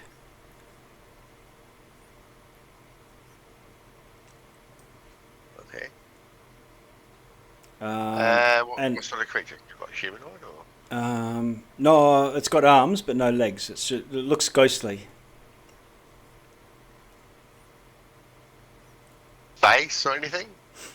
No. Give me a perception check. 17. Okay. It does have a face, although because it's shifting, because it's like made of mist of some sort, black mist. But it looks like it's got a goatee and long hair. Is it looking at me? Yes, it's looking straight at you, and it's drifting over in your direction slowly with one hand reached out. Can you see It's this that guy? guy from Fantastic Beasts, right? What's his name? Dumbledore? No, the one that turns into a big black cloud. What's his name? I don't think it's Dumbledore. Ezra Miller's character. Ah. Can you, Elric and Gungo, can you roll initiative for me? All right. Can I wild shape back before we do that? Not before you do it. You're on there and you look around and see. What are you? Are you a spider or a bear? Spider. Spider Okay, makes more sense for him. Yeah. I'm going to go ahead and initiative. Good. How'd you go? 18. 18. So no ledge is smoke for the bottom half, is it? It's all of it is mist with red eyes. Okay. And Elric's on 20. Standing on the ground. So Elric, Standing on the ground? it's not standing on the ground. It's floating above the ground. Right. In the room. So what do you want to do, Elric? You see this thing first, sort of start drifting over towards you. When you feel this aura of dread come over you at the start of your turn, can you roll a Constitution saving throw? Yes. Do you want me to do it as a spider, or can I use my stats? It's as a spider. All right. This might turn you back if you take some damage. Mm-hmm. 1 hit point. Oh, really? Okay. Yeah, so it's a D20 -1, so I'll just go ahead and roll the D20. Okay. So it's 7. Okay. You are overcome with dread, are completely terrified of this thing. You take 6 damage. You suddenly crack out of your spider form, and you're standing there in your true form. I don't know. You can look it up and tell me if that extra 5 spills over into you. It doesn't. Okay. No. So that basically poops the spider, and I'm back with my regular whatever hit points I had going. That's right. Yep.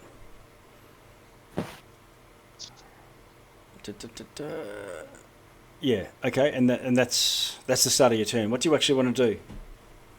Okay. So I can. So we're on the ledge. Yes. And this thing's coming at us, and I'm frightened, right? Did you say I was frightened? Yeah. So I can't do anything. Yeah, you can. Oh, you're not. It's an aura of dread. You are frightened. So frightened means it's not paralyzed with fright. I just have disadvantage. Okay. Yeah, and you can't move closer to it. Yep. Is there glass in the way, so I can't? Can I attack it? There's glass in the way. You could cast spells through glass. Some things do. Fireball won't, because it's a line of thing that blows up. But hold person, just as an example, you can cast through a plane of glass. Depends on whether it needs a direct line or line of sight. I believe I will see what a little bit of heat does to this thing and cast bonfire inside. Great. Okay. We just have to inside a square. Yep. So things like probably guiding bolt and firebolt, I probably would say wouldn't just go through glass, but bonfire no problem. Okay, bonfire goes off. So deck save. Okay.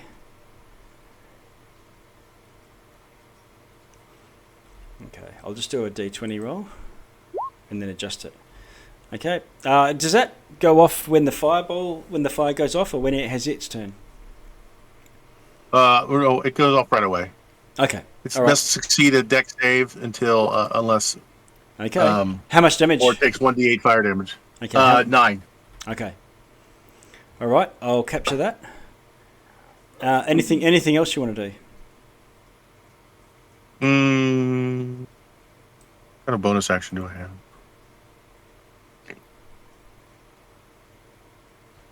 I forgot.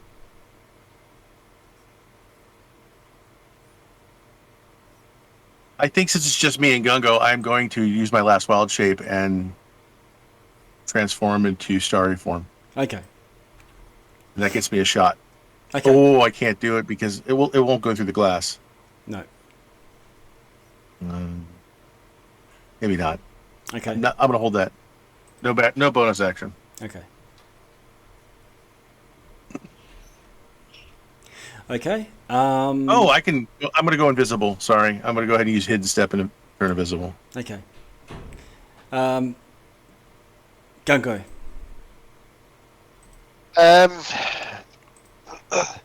So I think we need to get out of here and get back to the others. And he's going to. So this thing's coming towards us, right? Yep. Beckoning, but there's glass in between us. Yes. Okay. Gungo's just going to dodge, and as an action. Yep. And there's nowhere to hide up here, is there? So. No, it's very exposed. You're basically on a little platform, like a gangplank. Yep. Okay.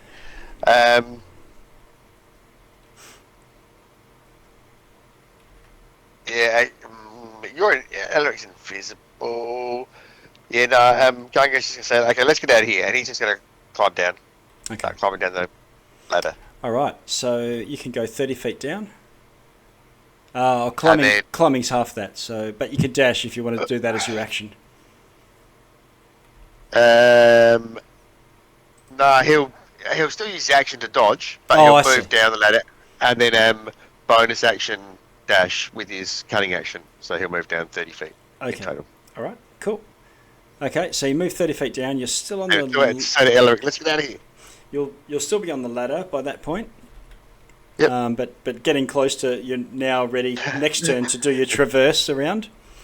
And dodging around, yeah. Yep. Yep. And he'll be shouting down to the guy, to everyone down below. Yeah. There's something up here. Okay. That's him. Okay. You hear something? Let's see. Did you find the light beacon? I think we found the opposite. Dark Tell me beacon. surprised.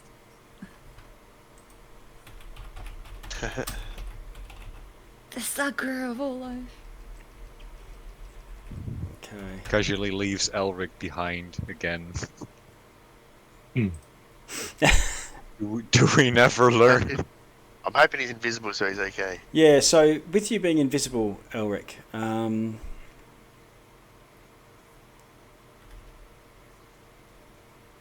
okay.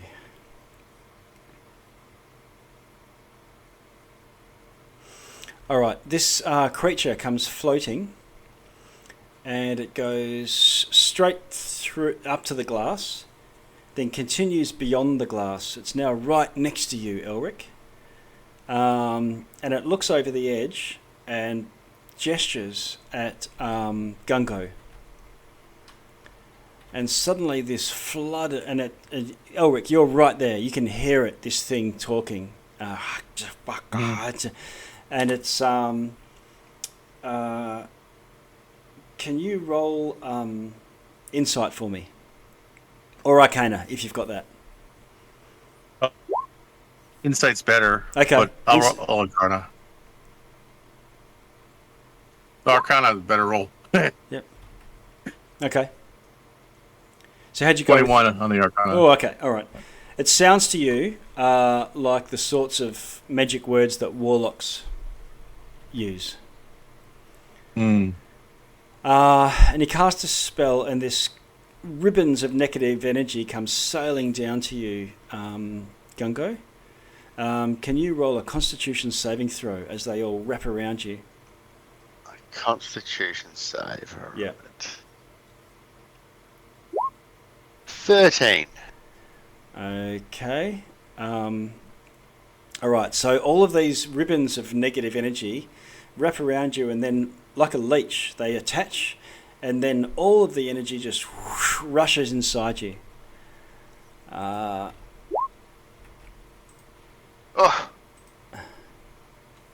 And a negative energy flood, 5d12, rushes inside you, doing 31 damage. Alright. Any more, and you might have accidentally let go of this rung and then plummeted. You've still got another 30 feet or so.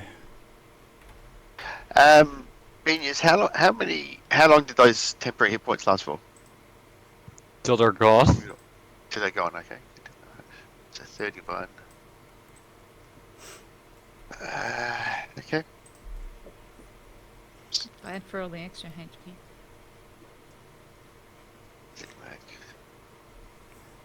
And I think your maximum is 5 higher as well. So if you do get healing, even Make temporary, sure to add those. yeah, it'll top you up 5 above your maximum. Yeah, that's right. Now I can't see a turn order. I'm just going to open it up. Now, what were you? You were 20, weren't you? I was 20. It's my turn. Elric. That goes 18. And since I'm coming out of invisibility, because my invisibility only lasts till the start of my next turn, if I just appeared next to him and moved away, would he notice me? You don't know. I stupidly didn't take my movement. Is it storming right now? It's raining. There's storm clouds above. It's completely overcast. Starting to get dark. The sun's already, you can't see the sun, but it must be low in the sky. because I'm thinking about casting Call Lightning. Oh yeah. And if there are stormy conditions outdoors, when I cast the spell gives you control over the storm, and I get an extra D10 damage. Yeah.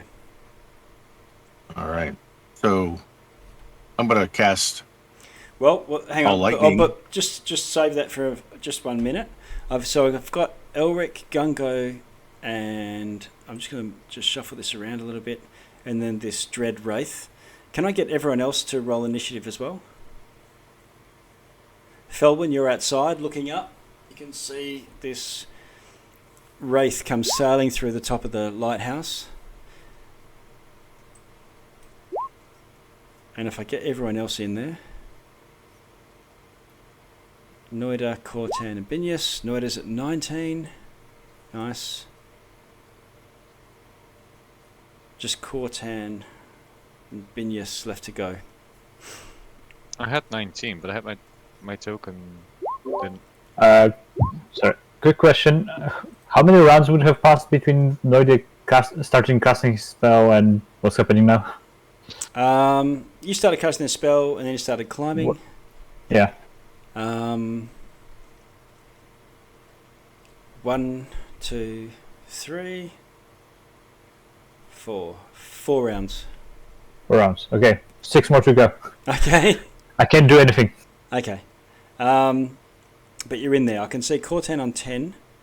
What kind of...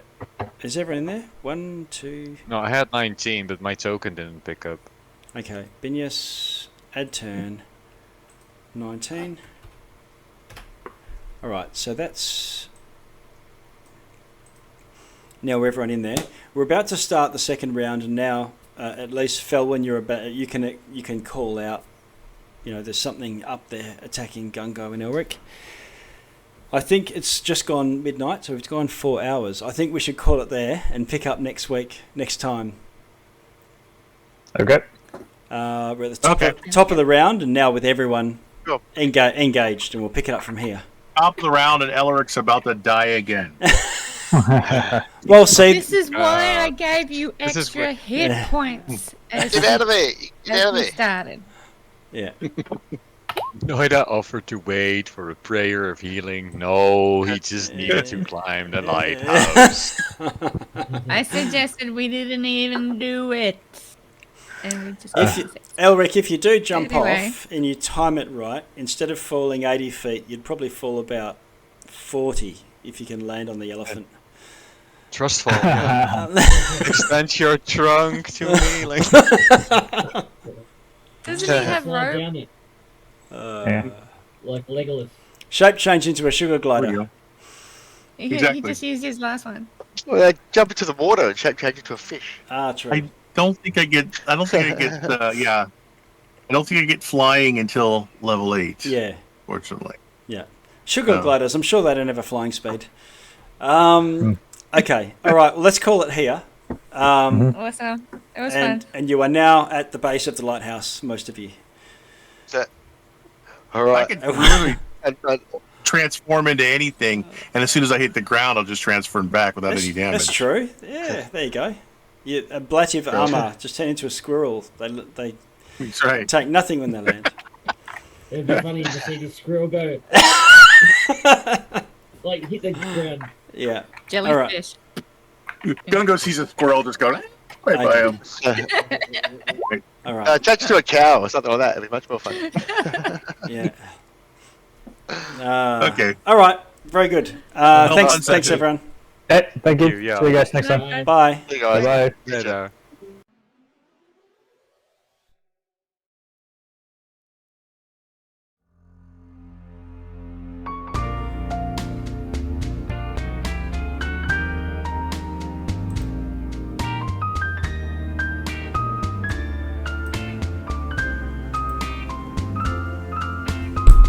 Crazy. I'm crazy for following Dagon.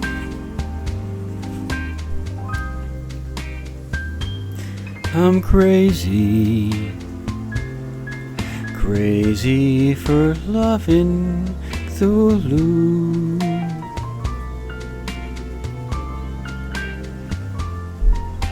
I knew you'd use me as long as you wanted.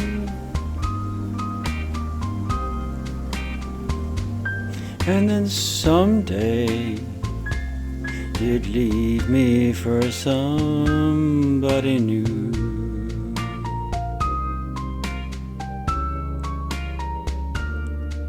Worry, why do I let myself worry?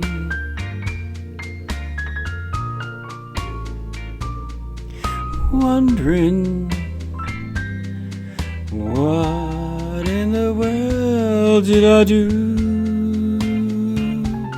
Ooh, crazy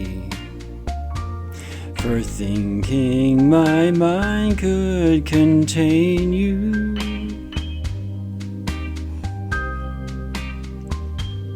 I'm crazy for hearing, crazy for adhering. I'm crazy for fearing you.